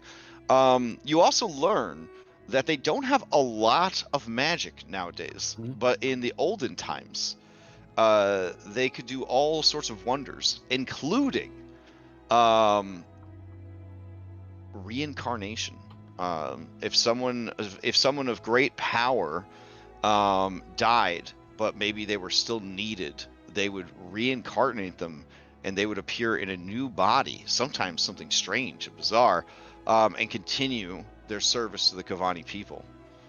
Yeah, and they also talk about, actual magical healing, and that druids of old were able to assume the forms of beasts, and all sorts of other like rad shit that sounds like it's right out of like Dungeons and Dragons or a video game or something.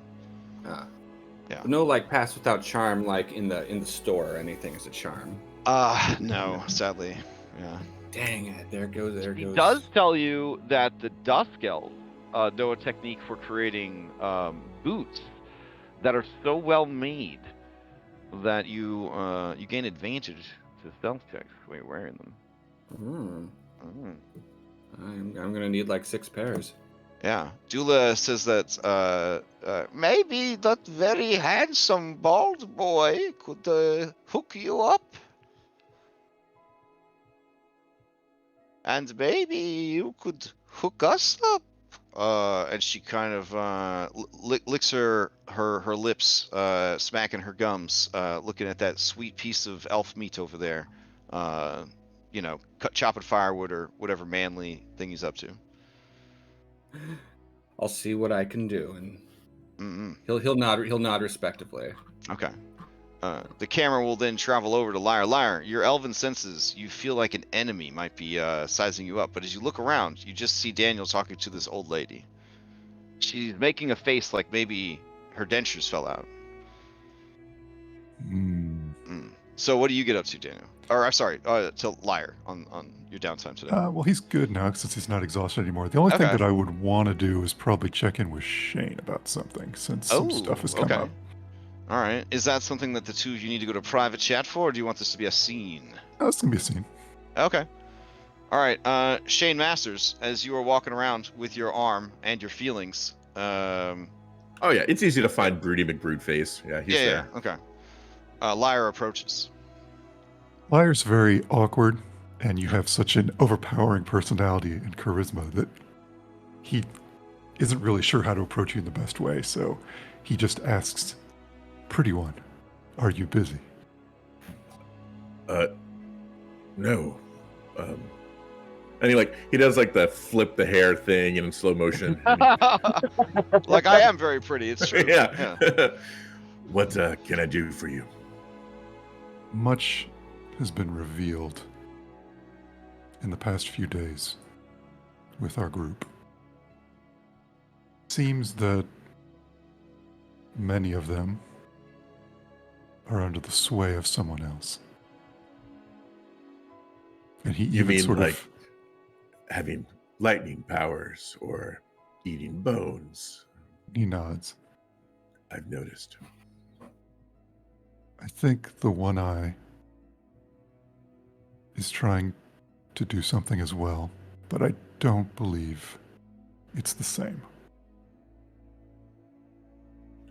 You said nothing. What do you fight for? I want to get out of here now. But I don't want to leave this place in the state it's in. But Do you believe in what they say about the Dark Lord and overthrowing him?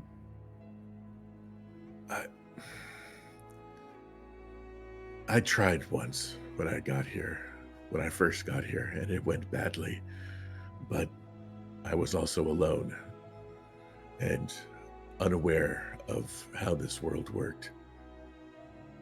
Now I know more and am more prepared, and obviously not alone now. I believe that, or rather I hope, that the devil can be stopped and this place healed, at least for a time. For if not, then what am I fighting for? My concern is for that goal. What would you do?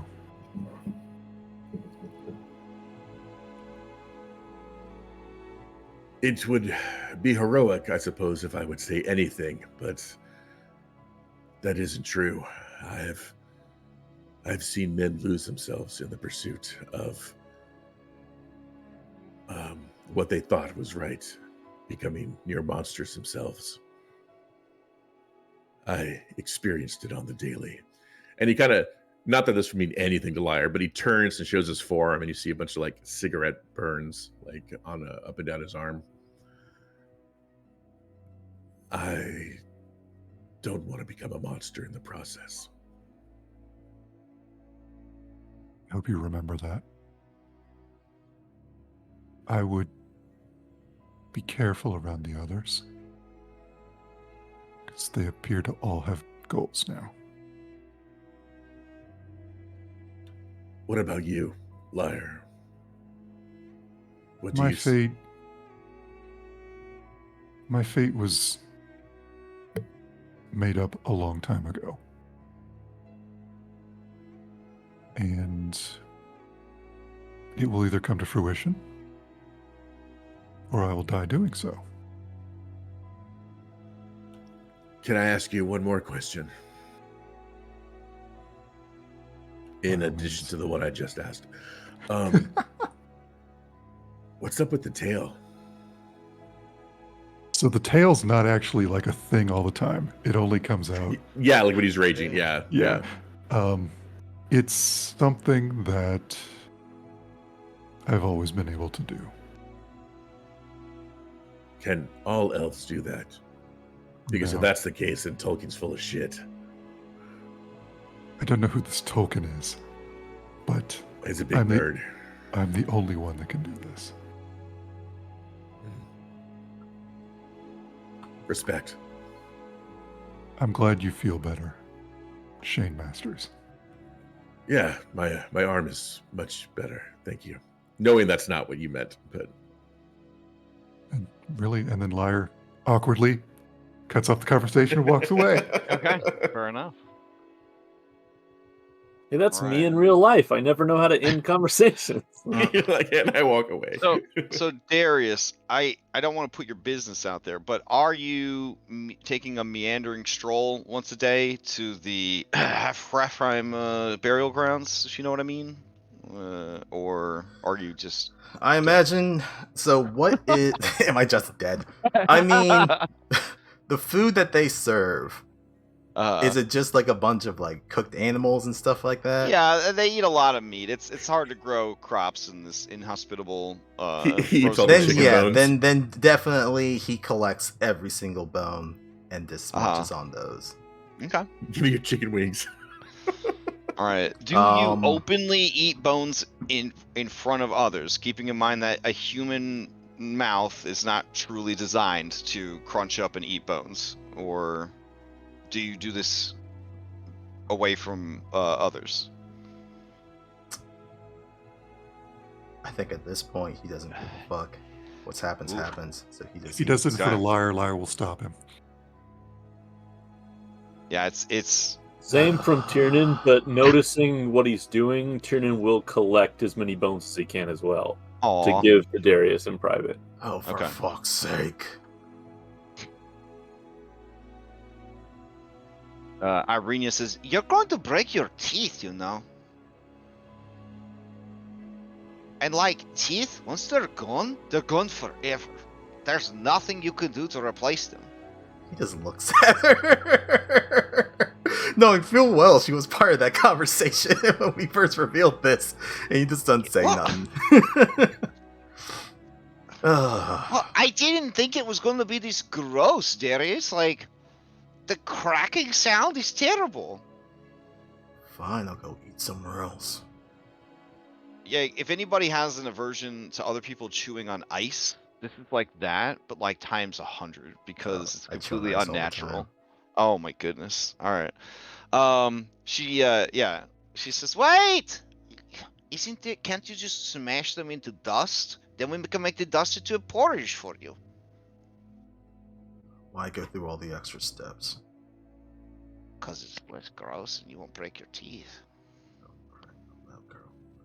Irene, I think maybe, like, he's growing scales. I think maybe his teeth have adjusted. I mean, Well, if I kind of like pull out my lips, do I see like Uh-huh. everything's grown a little bit different?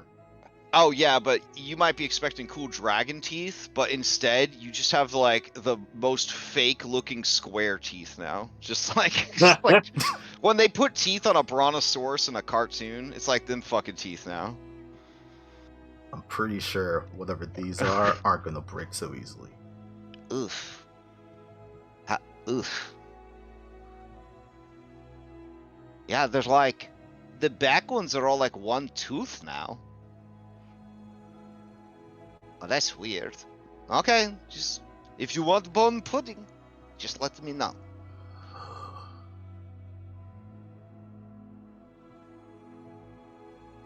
All right. So what do you do with your second day of downtime?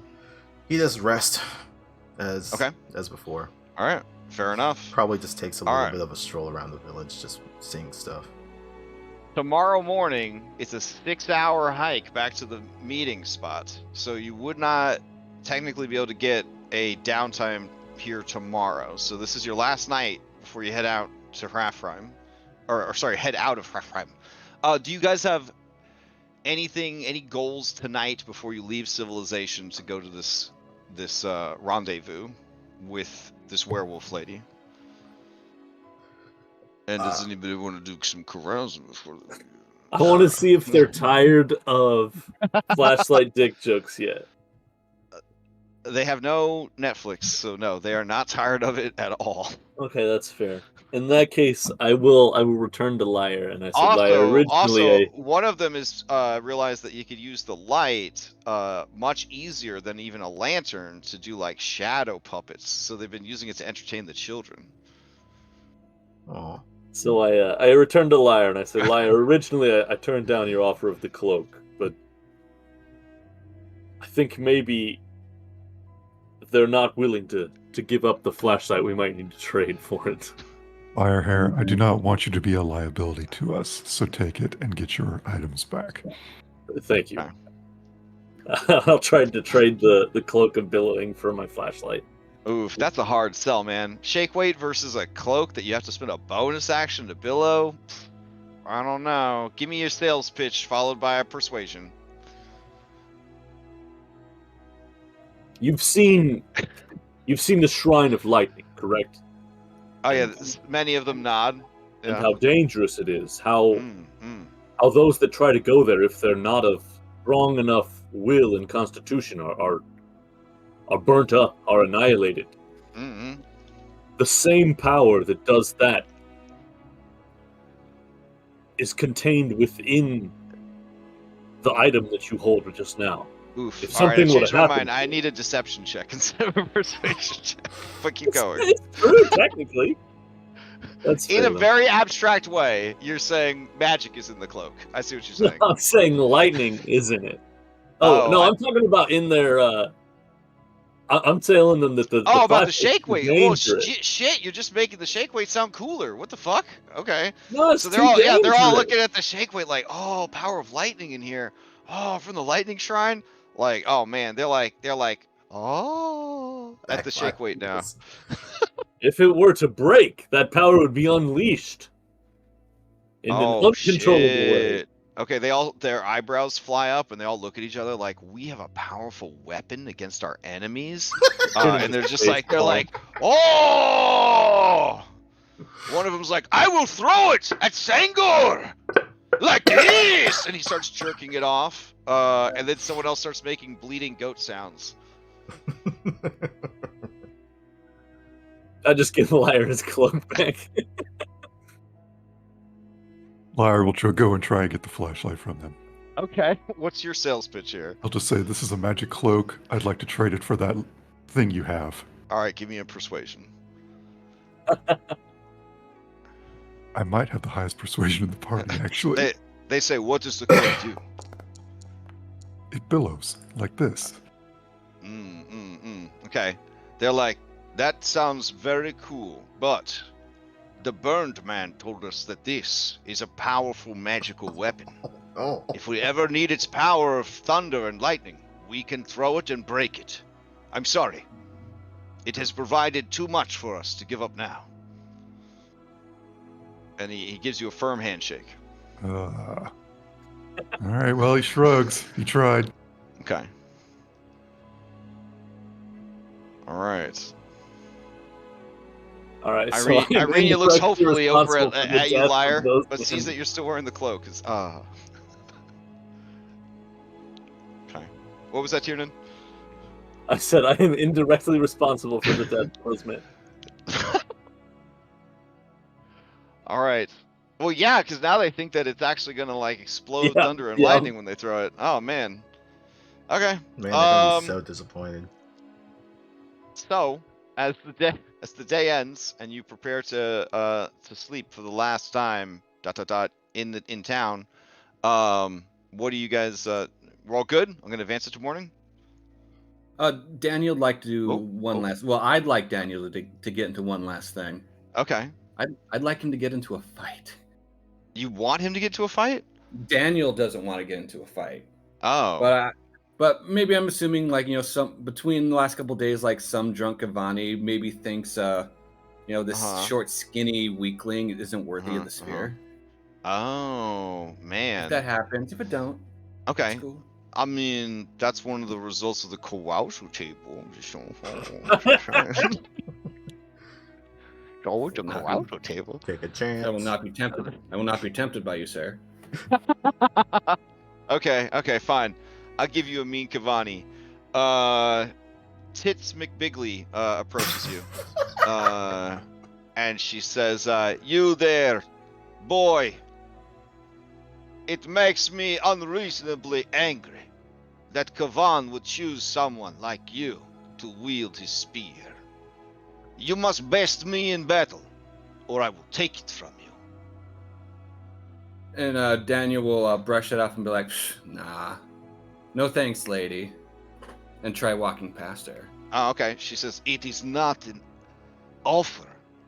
It is a declaration. And she is going to try and hammer fist you upside the head. Okay. Well, Daniel will point the spear at her. And he'll say, it's like, no, I don't want to kill you. Okay. And then he'll take a step back and say, it's like, I don't want you to kill me. And then if there's anyone else around, he'll play to the crowd and say, because in the battle against the devil, there's only the living and the dead / monsters. And I won't waste the and I'm not going to waste the living. But, and Daniel will flourish the spear, say, if it'll satisfy you, I could bloody you up a bit. Oh, geez. Okay. Yeah. So he's willing to engage till bloodied. I mean, I'm gonna be honest. She's CR 1/8. Yeah. Like 1/8. She's not even eight of her would be one level 1 character. I can make it a non-lethal skill challenge if you want. I mean, literally, I'm gonna roll 1 attack from her. Do you want armed combat or unarmed combat? Oh, armed combat. I mean, I gotta use the spear. So really, I'm just seeing if she critically hits you because there's injuries involved. So here you go. She doesn't. So how do you best her in battle?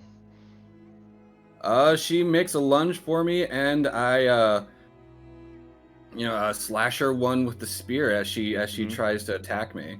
Just enough to leave a good gash. Okay. All right.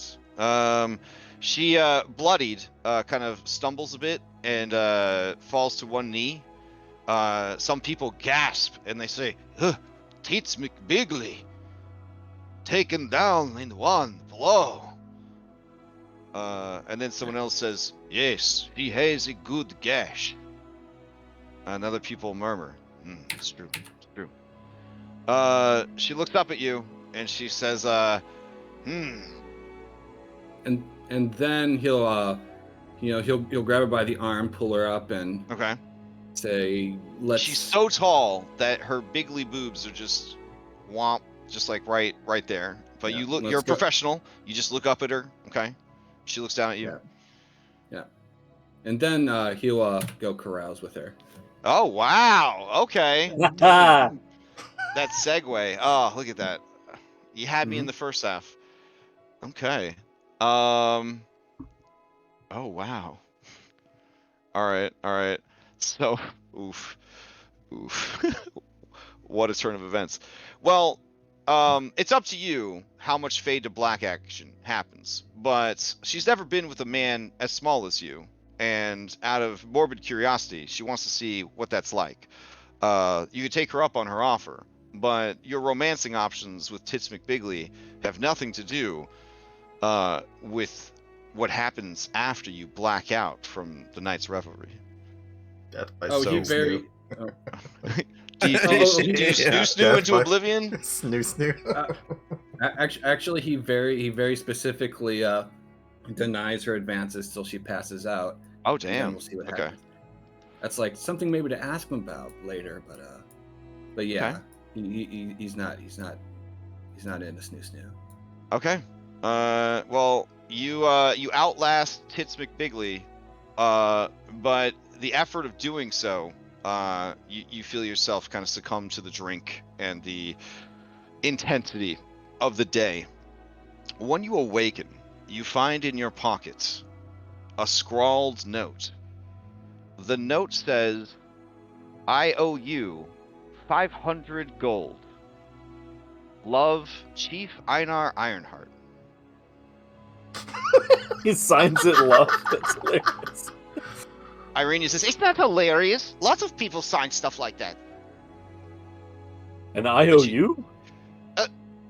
Yes. No. Yeah, and Daniel asked Irenia just kind of offhand. It's like, am I Why are have you to pay asking tax? me? Hmm? Oh, I just well, heard no, you talking. Well, no, he's gonna ask her. It's like, am I have to pay taxes on this? Oh, well, let me look at this paper that I have never seen before.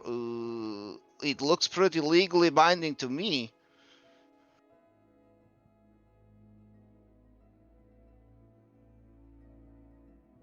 her eyes dart wildly about.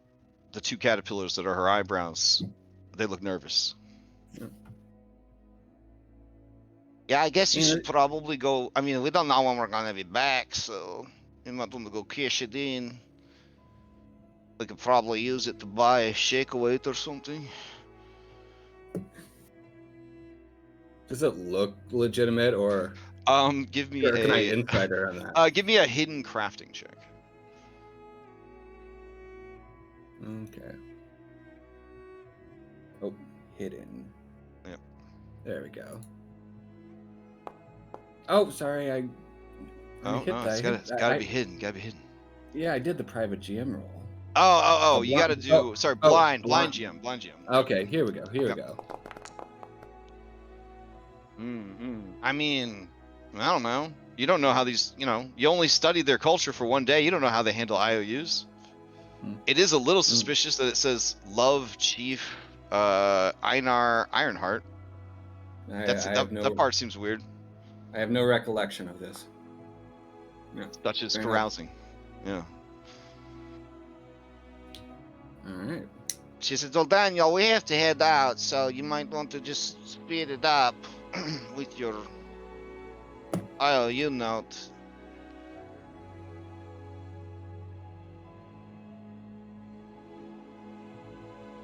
Fair enough. Yeah. She must have some really good warm weather clothes because she's sweating a lot.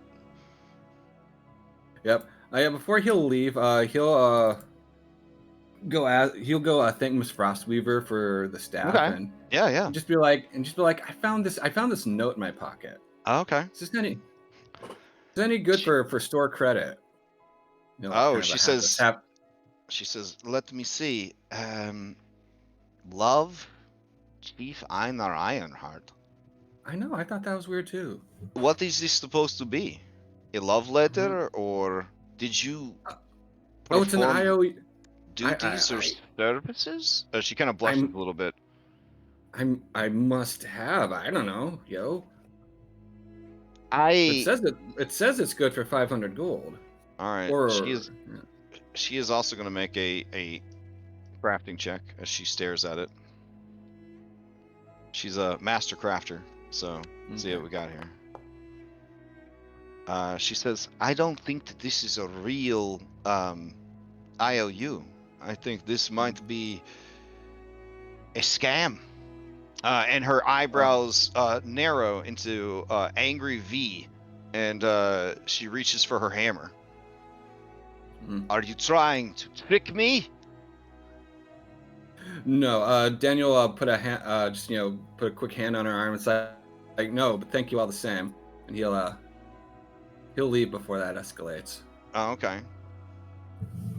As you leave, you hear her say, "It is a shame that such a disreputable man would have been chosen by Kavan. My heart breaks." And then you hear the dink, dink, dink, dink of her hammer. Meanwhile, Irenia says to you, Tiernan, "I have a pretty good feeling we're going to be getting some shake weights before we head out of here. Yep. Got a good feeling Irenia, about today. Yeah, what's up?" I've seen your writing before, you know. Sure. What does that have to do with what we're talking about, sweetheart? And she tries to blink very rapidly at you. Yeah. All right. Meanwhile, Daniel. Yep. Oh, Daniel! Hey, do you have the money? Oh, I asked around. They didn't seem to know anything about it. But I mean, did you... here, what do you think? Here, what do you think, Tiernan? We'll add this to the community chest. Okay. Tiernan, you are handed the note. It is very familiar. Do you want to roll a crafting check to see if you can suss it out? Sure. Have expertise in crafting. What? God damn it. But you have to roll it secretly because you wouldn't know if you succeeded or Oh, not. yeah, So, that's true. Yeah, send a blind DM The roll. first one or the ninja? That is the ninja.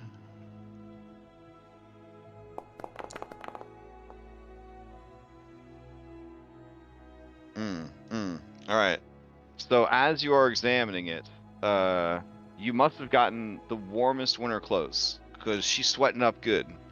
You know that this is the forgery made by your girlfriend to try and fool the leader of your recently allied, this recently allied community, into giving essentially a king's fortune. And Daniel was set up as the cat's paw and the patsy. Such deviousness you didn't think was possible from someone so sweet. Now you're starting to question everything about your relationship. At some point, no, I'll pull Irene aside and I say, "Listen, I know that you feel bad. It's okay. Like mistakes happen, accidents. It's fine. No one's upset. You don't need to try to recoup the costs or anything."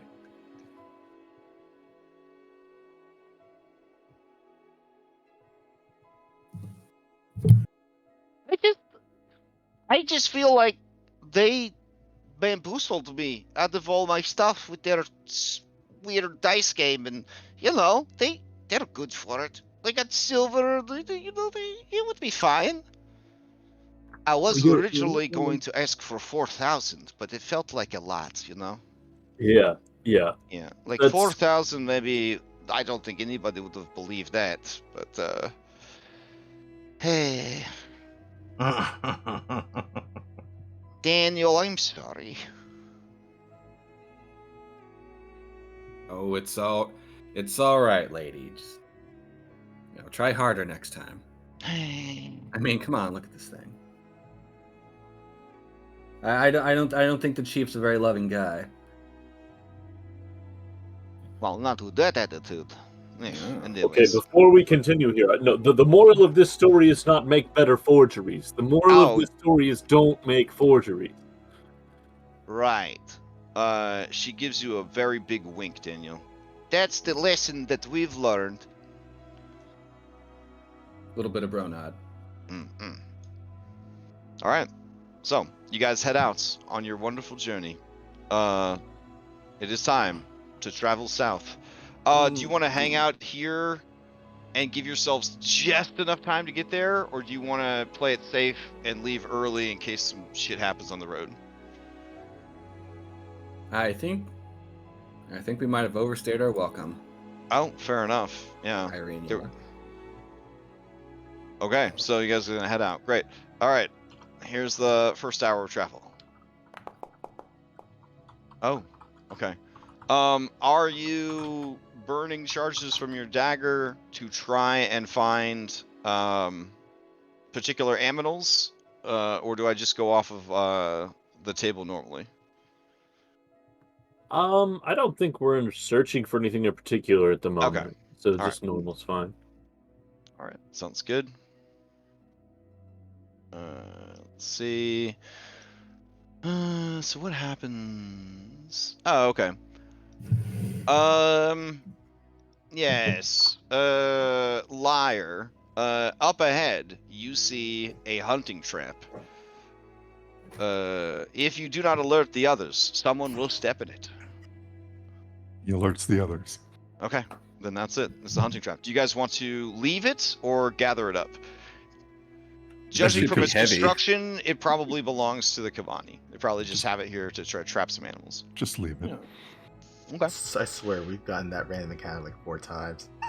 Hey, I mean, you got higher odds of getting that than you have of getting the goat, but I think you'd probably rather have the hunting trap than the goat. Yeah, I'm not complaining about it. I'm just saying. Yeah. All right, hour 2, hour 3. What a spicy day. All right. Welp, I have to take you over to a encounter real quick. Yay. All right. So what does Tiernan need right now, if anything? Don't you don't even have armor, right? Did you buy any armor Yeah, before no, you I left? don't have any. I don't have any armor. Do you need That's a shield? kind of important, Tiernan. I don't have any money. Do you need a weapon? Do you need a shield? I have a weapon. I picked up dual wielding, so I don't actually need the shield. So I've got the boomerang in one, well, sheath on one hip and the dagger on the other. Oh my god. Okay. If anybody has any armor, I will wear it. But otherwise, yeah, no, I have no money. all of our material possessions, other than what we're wearing, is in the fucking cart, which is still in Malachi. It's Schrodinger's cart at this point. It really is.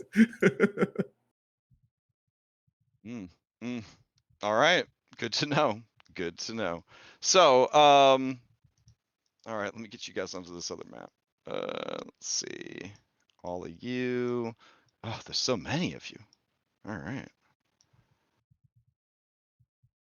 It's so nice that this isn't Skull and Shackles and nobody recruited Tits McBigley and I don't have to like keep her around for the next year. Like I'm just really happy about that. So all right, cool. I guess I should put on some music in the background. There we go. This is a fun map. I think you've been on this map before. We'll use this map. All right.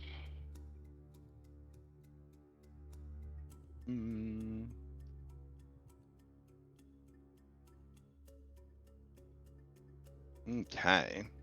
Up ahead, Tiernan, you hear dogs bjorking, but give me a nature check.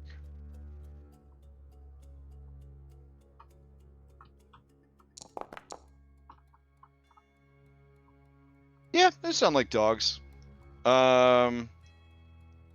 Do you guys do anything or to be on guard? They don't sound like wolves. They sound like dogs, but maybe big, tough dogs.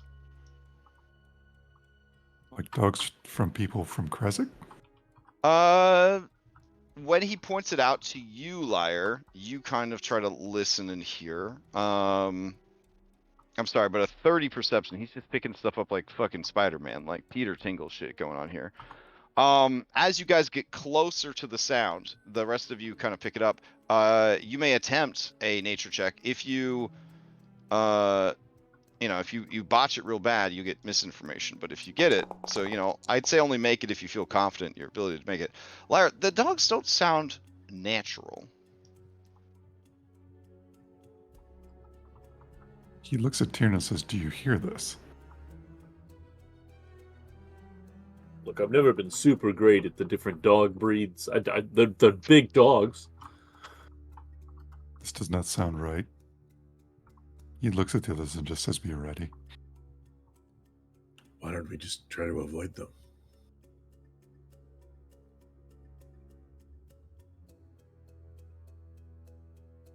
Do you want to avoid them, or?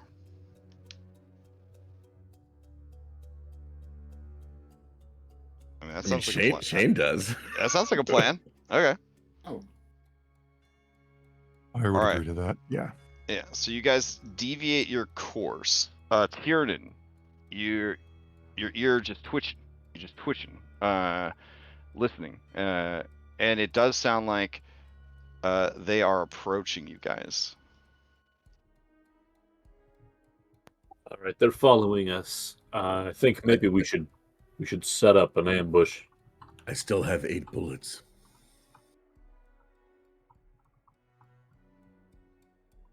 Okay. So do you guys want to try to set up an ambush somewhere? Like, there's a copse of trees up ahead in the clearing. mm-hmm. All right. Okay. Go ahead and give me the 5 of you. Go ahead and give me stealth checks. Would I get the elven power for advantage on this? Yes, because this is a natural environment.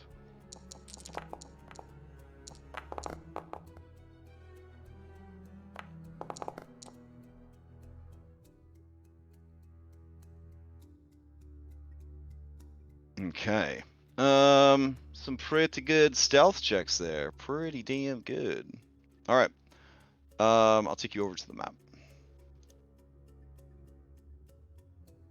All right. They come into view, and you see hellhounds. Vicious looking canines that are the worst aspects of a hunting hound and a wolf with a little bit of demon thrown in. The heat inside their body so great that it glows through the flesh, and every now and then fire spills forth from their mouths. Following behind them, you see Volenta Popovsky and Strahd von Zarovich. They all seem to be in good spirits.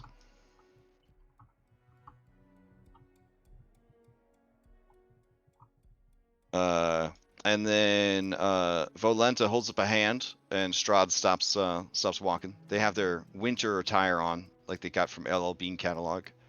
And the hellhounds are gonna make some perception checks. Okay. They sniff around.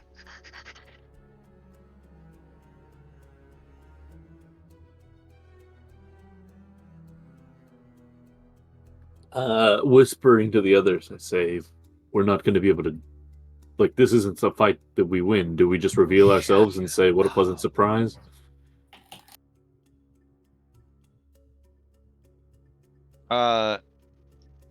Volenta says, found them.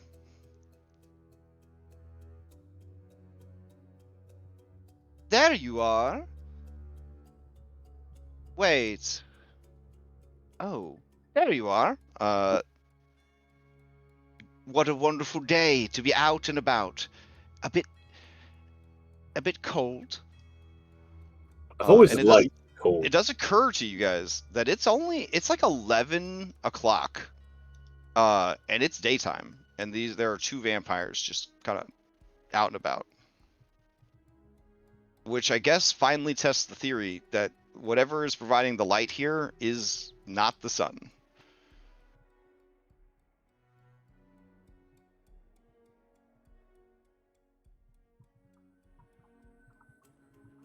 Strahd walks forward and gives you all a nod of respect, and says, my wife and I,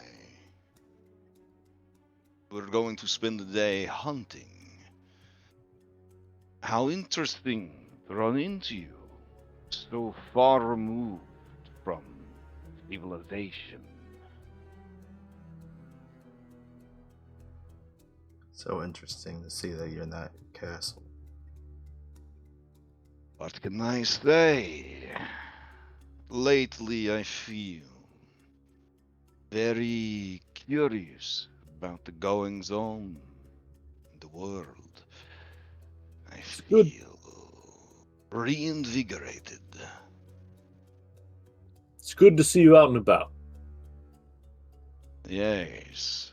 Have you been in these lines for long? You know the answer to that question. He cocks his head. He says, "Why would I know such a thing?"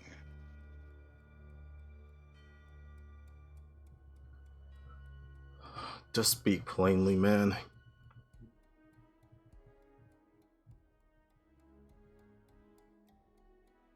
I was Trying to make conversation.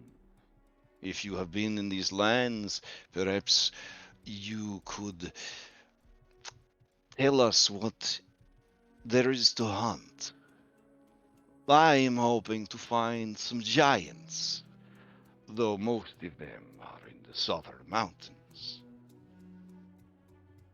And then Valenta says, I'm just looking for something that's good at screaming. Shane I just think I keeps his might head have something down. for both of you then. The giant goat we ran into not too long ago. Goats are known for their screaming and known for their size. This one is, anyway. Oh, Valenta looks very excited behind her skull mask as she turns to Strahd, and Strahd says, Yes, thank you. When I first came to the valley, that goat gave me and my men quite a scare. It knocked over a dozen people off the side of the mountain. It would be a pity to end the life of such an ancient and playful creature, though.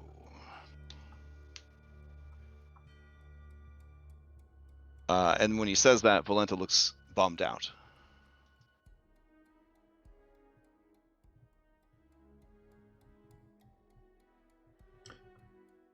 What we've run into werewolves, zombies, other stuff.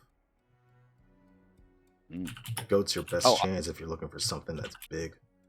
I should ask Darius, do you wear the Amulet of Ravenkind under your shirt, or do you wear it like out, like fucking Flavor Flav? big, yeah, Flavor Flav clock amulet. Yeah. No, he wears it under his shirt. Okay. Because that could, possibly change a couple things in this encounter. Yeah, that's why I was kind of asking.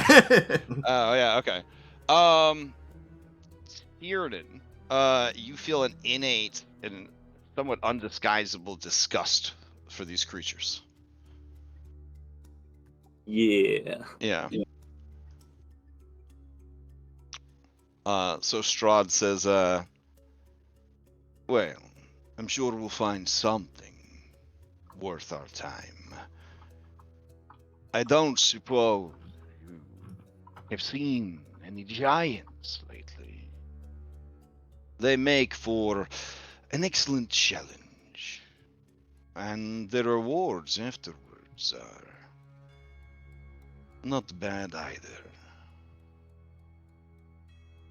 A couple of days ago, there were 6 of them. Just missed them. 6. Excellent. What direction? Kind of looks at Tiernan because he was a radar dish that picked up on him. I legitimately don't remember. It was on our. We were coming back from. I think it was the Thunder Shrine, but we ran and then skirted around them. Okay. So to the south. What do you guys tell them? To the south? Oh, that's the same direction you guys are going?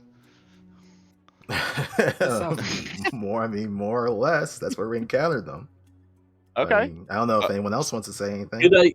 So when I picked up on them, could I tell which direction they were headed? It feels like they were coming right for you guys. The giants when we the ran into giants. The giants were headed. They were headed north. We first encountered them a little to the south, but it seemed like they were headed north up towards their territory, so to speak. That makes sense. The giants prefer the highlands. It's likely they just came to these foothills to raid. Hopefully, they were not too successful. I know the native Kavani struggle to survive. If only they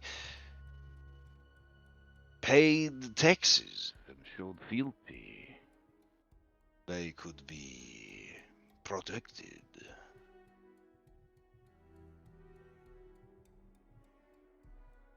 Now, do not be rude, Darius.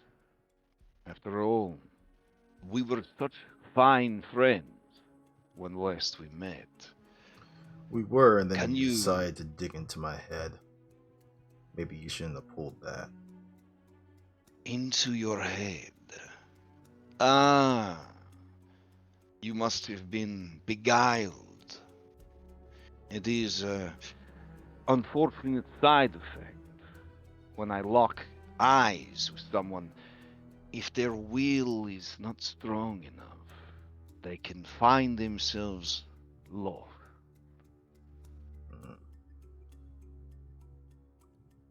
But it seems you are not so weak anymore. Things have changed since we last met. Maybe they'll change again if we Truly. meet again. Well, it is almost midday. Perhaps both our parties would share a meal before departing our separate ways.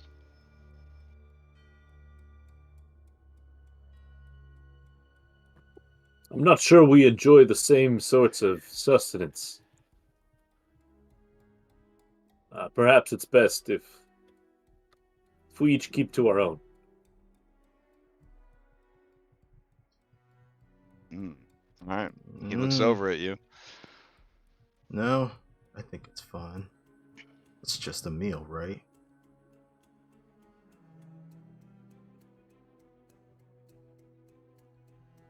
I can't help but notice, Mr. Beckett, you no longer feel the need for armor. Have you found some other way to protect yourself? I'm in between armors at the moment, you might say. Interesting. And who are these fine additions to your group? I see an elf.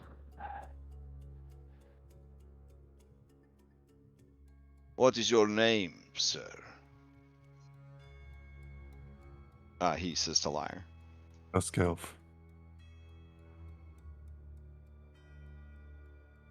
That's all he responds with. That's all he responds.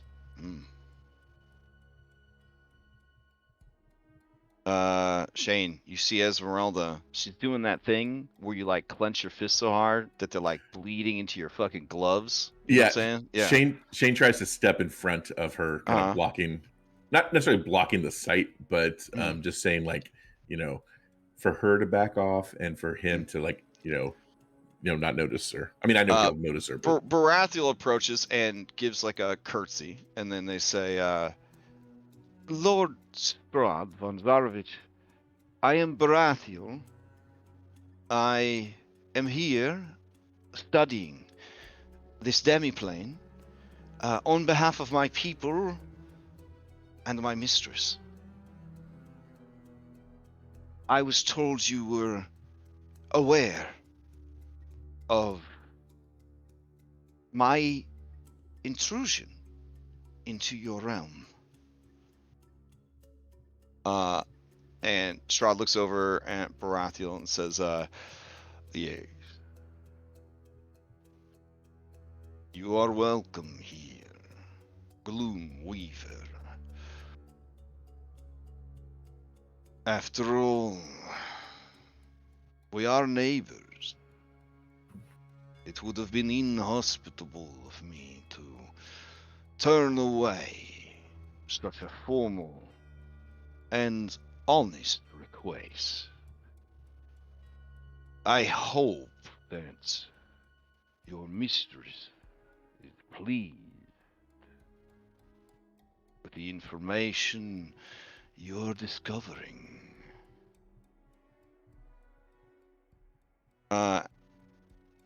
Baratheon looks a little nervous and says, I have not formally given a report yet, but I don't report directly to her. It's more of an academic. And then Strahd says, "It is fine. I'm sure you will find what you're looking for." And what of you? He kind of directs his attention over to Esmeralda.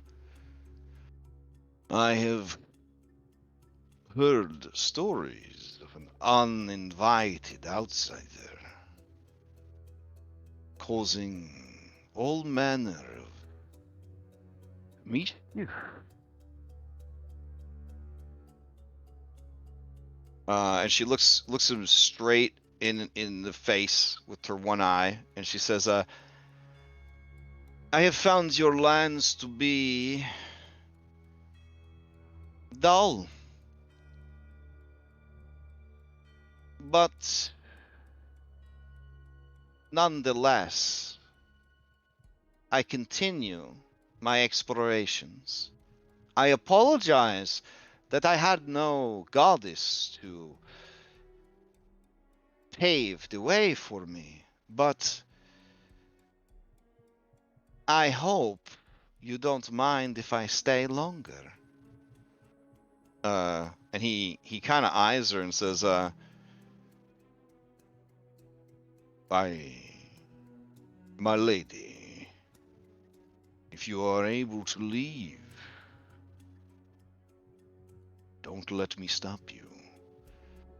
But if you wish to stay, a little mischief might bring some excitement back into the world. Far be it from me to stand in your way.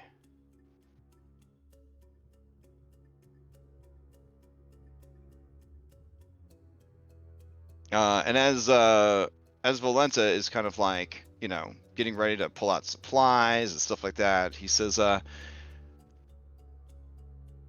"Do not bother, my dear. I would not want to make our friends any more uncomfortable than they already are. Not everyone can enjoy the cold as we do. It is likely they have a place they need to be out of the elements. We should not slow them down anymore." He kind of looks at all of you and he gives like a gracious sort of nod, like, "I'm done with you. You can go if you want." You guys respond? I fucking Nice. go. That's what I Now it do. gets moving. Oh, all right. Darius just watches him.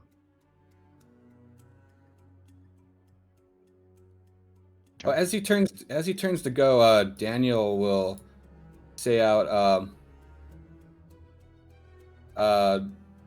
"Tell Ludmilla I miss her. That I hope to see her again someday." He stops and he turns, he looks at you and he says, "Dearest Daniel, be sure you will."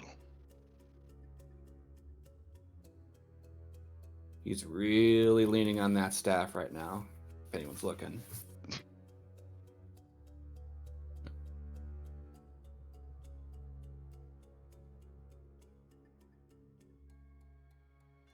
right. And so they kind of head opposite direction of you guys.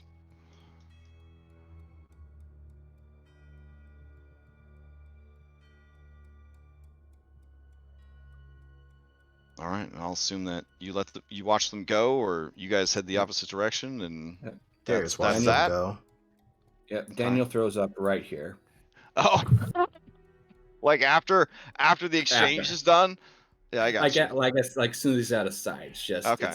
Yeah. Darius will All put a right. hand on your back. You grew some balls. Nice job. Yeah.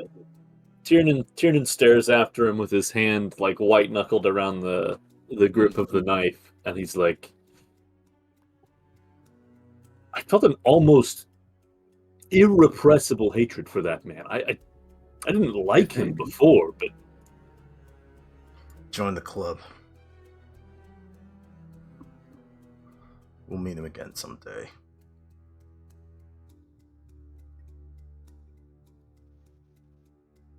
Unless he decides to have another joy walk. Izzy looks very thoughtful and says, I felt like he wanted one of us to slip up. Like he wanted one of us to start a fight or stand up to him or call him out. And she looks in your general direction, Darius, and she says, I was so scared you were going to. I wanted to. But my uncle always said it takes strength to not throw a punch. He'll get his due. Don't worry. Today ain't that day. I'm worried about seeing him again. We need to take pains to avoid him until we're ready. I don't know if we'll be able to not next time. That's not exactly up to us. So we just have to do what we gotta do.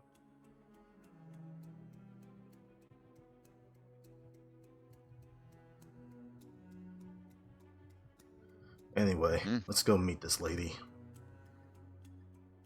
All right. So you go to travel some more. Hour 4. Hour 5. Hour 6. All right. He circles back. Eventful day for sure. Let's see what happens.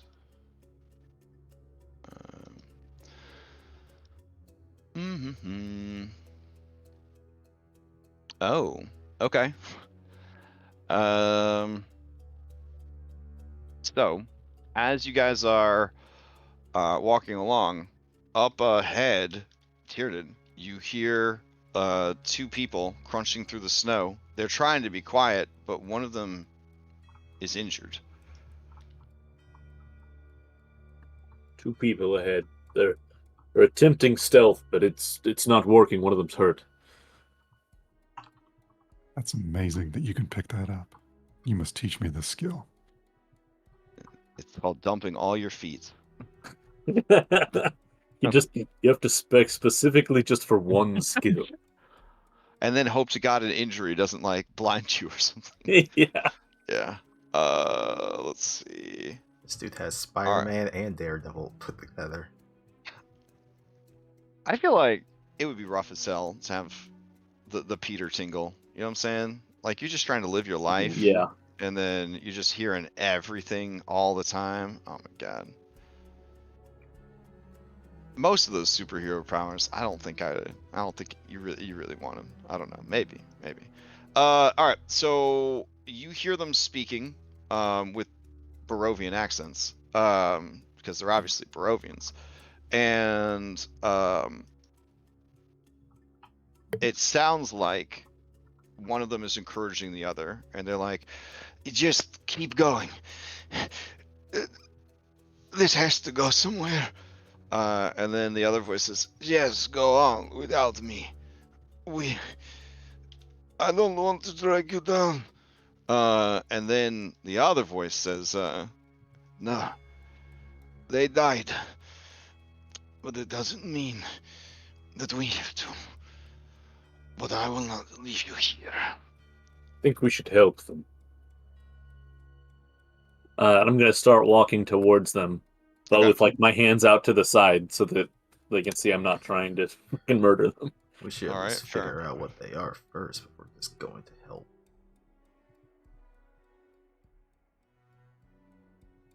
He just keeps walking. All right.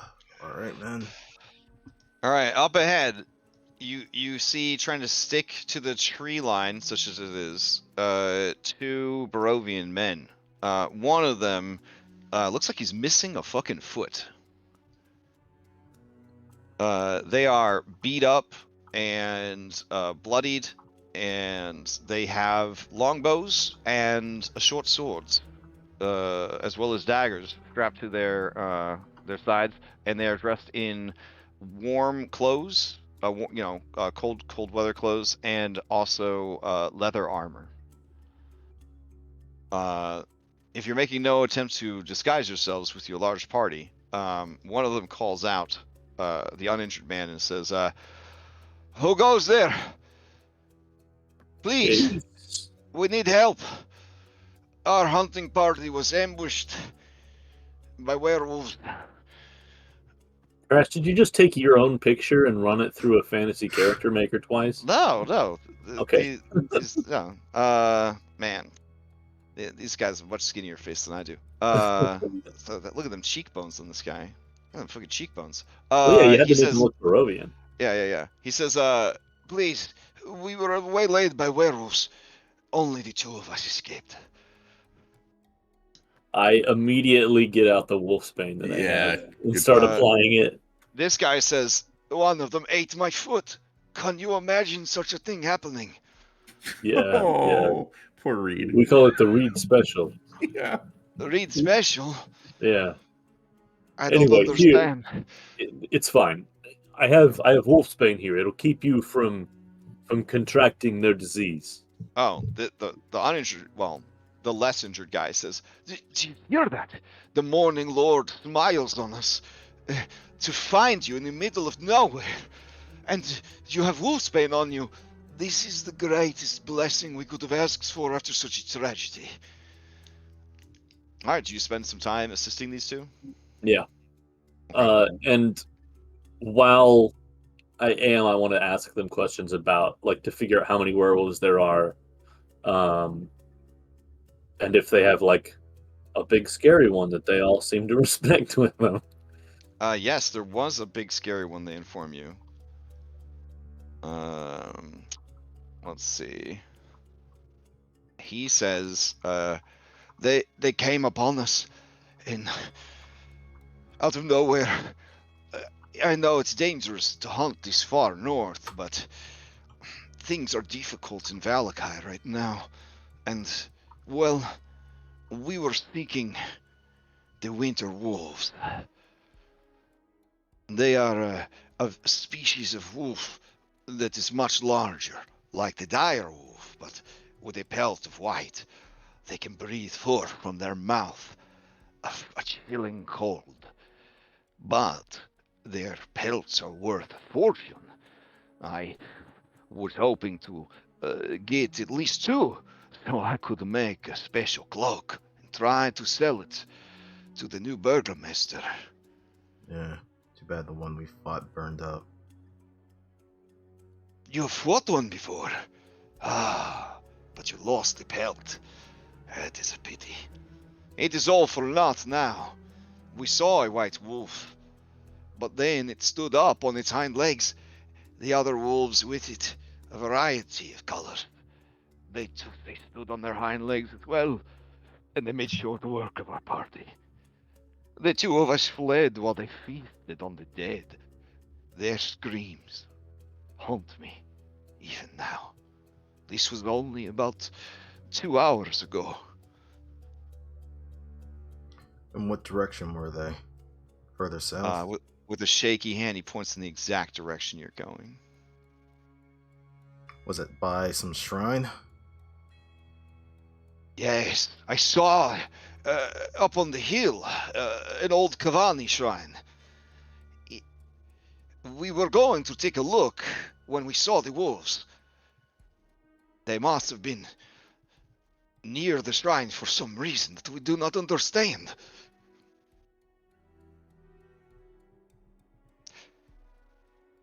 Well, they at least know that they made good on their word. I have to ask, where are you headed? Perhaps we can travel with you until we are out of the hills. Darius points in the exact same direction they pointed. He swallows hard, but he looks at how strong everybody here is, and he says, well, you have defeated a winter wolf, and there are many, including this specimen. And whatever that is. And, oh, baby. Yes, maybe together. We are trackers and woodsmen. We could be of service to you as guides. Darius is gonna put up a hand. Take us back to the road, and we could make it to Valakai on our own. I think that would be safer.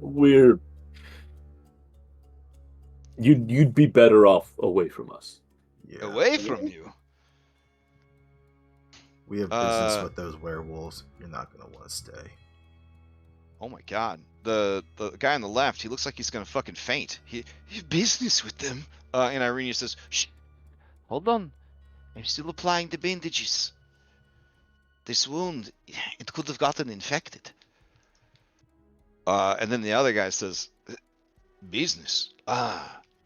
He points to your silvered weapons. He says, yeah, I understand. Then give them hell for us. Before we part, do you have any recent word of Vallaki? We have been on the road for many days, but when we left, things seemed calm enough. Tell me, When was that? What is today? It's Friday. Okay, I wasn't sure if it was Friday or Saturday. Oh, you're right. You're right. It is Saturday because you guys are heading down. Yeah. My bad. I didn't advance the day. Amateur move. Okay. You tell him Saturday. Okay. He says, we left on Wednesday, so 3 days ago. Do you Everything know? seemed fine. Do you know a Carl Wachter? Is he still okay? Oh, the guy on the left, he lets out a little wet cough, and he says, "Ah, Carl, nothing can take his spirit, even the death of his brother." And you see Shane just look like super relieved. Can you bring word back to him that his friend Shane was thinking of him? Anything. You're I safe. forgot that you were friends with them. Yeah. It cracks me up every fucking time. I will tell him when I see him, and I will even buy him a big glass of wine. And he struggles to his feet, and the other guy says, "Come, together." And then they bid you guys farewell, and they trudge southeast instead of south, hoping that you guys will take care of the werewolves and they won't be hunted down and killed. The fates of I these two also men hope that. will be in RNGesus' hands now. Yep. Don't know why I rolled them into combat. Hold on, I was just trying to make their minis disappear. So, it's feeling bloodthirsty, I guess. Did we get their names to ask after them when we get back? Oh yeah. Their names were Dargos. That was the guy who got his foot eaten, and Jesper. And then I guess you would have used 2 Wolfsbane to treat each of them. Yeah. I'll Okay. mark those on. All right, sounds good. All right. With that, you go the rest of the way. It's only about 30 minutes since you aren't dragging a dude with one leg, with several stacks of exhaustion. You guys arrive at the meeting place. You hear the wolves before you see them, and one of them, a ferocious-looking white werewolf, with wild fucking eyes. Look at those eyes. Oh my god. Kind of approaches. She seems larger and not large size, but larger and more imposing than the others, and the others are definitely deferential to her. Altogether, though, there's 6 other werewolves. She violently erupts from her wolf body into the nude human form of a woman with like light brown skin and piercing eyes and white hair. She looks a lot like Luke. She looks at all of you and she says, I've waited a long time to talk with you. Let us begin. And that's where we'll end the session. Mhm. All right. So, yeah, okay. So with that, you guys are actually, as crazy as it sounds, very close to getting to level 9. So I'm not saying you're going to level up immediately in the next session. We don't know what's going to happen. But I anticipate by the end of next session, you will have leveled up. Well, we would have met the requirement, but we still need a long right. rest. You still, yeah. You would still need to get a long rest. So what's waiting for you, more so than just getting level 9, is you would unlock fast traveling. So that's something to keep in mind as you sort of plot and plan your future. Is that you will have reached a level where you can do that sort of thing. It does also mean, though, that you would no longer benefit from mini milestones. The remaining levels to get, I believe you max out at 13, would have to be gained from real milestones, like the big milestones. Big boy milestones. Big boy milestones. Yeah. So you would your Taroka readings, some of them involve big boy milestones, and then of course powerful enemies and incredible feats of heroism, and MacGuffin collecting would all qualify as major milestones. Yeah. So congratulations on making it this far. This session, I believe, is the 1-year anniversary of this game. So, you guys have been at this for like a whole year, and in a year, I think we've only missed 10 sessions? What session is this? This is session number 49. So we're at 49. We only missed 3 goddamn games. Only missed 3. That's incredible. Wow. 52 Sundays, give or take, and we only missed 3 games. That's pretty fucking good.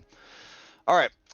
The game was advertised as running up to 2 years, which sounds crazy, but when you think about a D&D campaign, it's not always that crazy. You guys are very much past the halfway mark. It might not feel like you're past the halfway mark, but you are definitely past the halfway mark. From here on out, all the decisions carry a lot more weight. There are going to be there's a lot of pieces on the board. You don't know about all the pieces yet, but they're all there. All the timers are activated. All the major players are moving about the field. Figuring out what's going on is going to be very important moving forward. Staying informed on what's going on is going to be pretty important. And figuring out what it is you guys actually are trying to do. Because again, there are many ways that this game could turn out. So if you don't mind a bit of meta, I could give you some examples of things that, people have done, or you guys could just sort of figure out the ending on your own. But there are so many ways through this. None of them are the wrong way, and none of them are the correct way. There is no correct way to do Curse of Strahd. So, the only correct way to do it is in a way that most of you are in agreement with. If the party's actions and pathway, the majority actions and pathway become something that you as a player are like, I can't do that, then talk to me, that kind of thing. If it's something that your character just simply cannot abide, but you, the player, are like, sounds cool, but I could never force my character to do that, it might be time for a different character. But you do, I think, moving forward, need to start kind of getting the vibe for what is it that you guys want exactly. Or if you don't know yet, you should prioritize getting information. Because if you're better informed, you can make a more informed decision about how you guys want to proceed. But it's this is where you need to start. This is now not about surviving, right? The first half of this campaign was horror survival, right? Every time we rolled a random encounter, it could have been the fucking end of the campaign, right? It's like there's some, like, imagine getting that goat at level 3, right? You know what I'm saying? Like, that's it, right? That'd be the end. But our Jesus, luck, skill, whatever you want to call it, it got you guys through it. Now you're on the cusp of entering that part of the game where survival isn't the issue anymore. Like, most of the stuff that you run into, you could survive or even defeat. Now it's like, what are we gonna do? Like, no one had any expectations of you guys to actually know what to do before, because you was babies just trying to survive, right? And survival was the goal. But now that you're strong enough, like, what happens next? So that's the kind of stuff to start thinking about in the game. All right, quick announcements. Last week we did Extra Life. We raised over $3,500 last week as a team. We've earned over $4,500. We are going to have a 12-hour bonus Extra Life marathon on December 2nd. There are spots available if anybody is like, man, 25 hours is crazy. I would never hurt myself like that. But 12 hours? Let me know. The team of purple kobolds hiding in the shadows is going to sneak in and do all the content that the other 2 kobolds were too inept to do.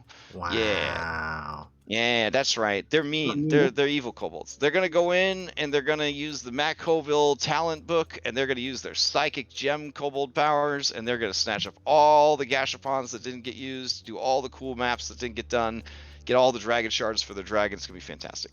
So if you are interested in that, even if you participated before or were a bench warmer before or whatever, you can message me and we're gonna put a group together. We're gonna play for like 12 hours. It would be from 2 p.m.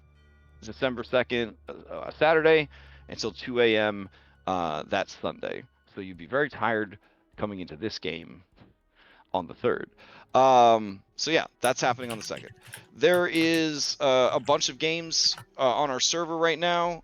Some of them are looking for players, and there's a bunch of games that will be dropping in the new year. So, if there's games that you're interested in playing in, or you're curious about Pathfinders, a lot of Pathfinder games being run right now.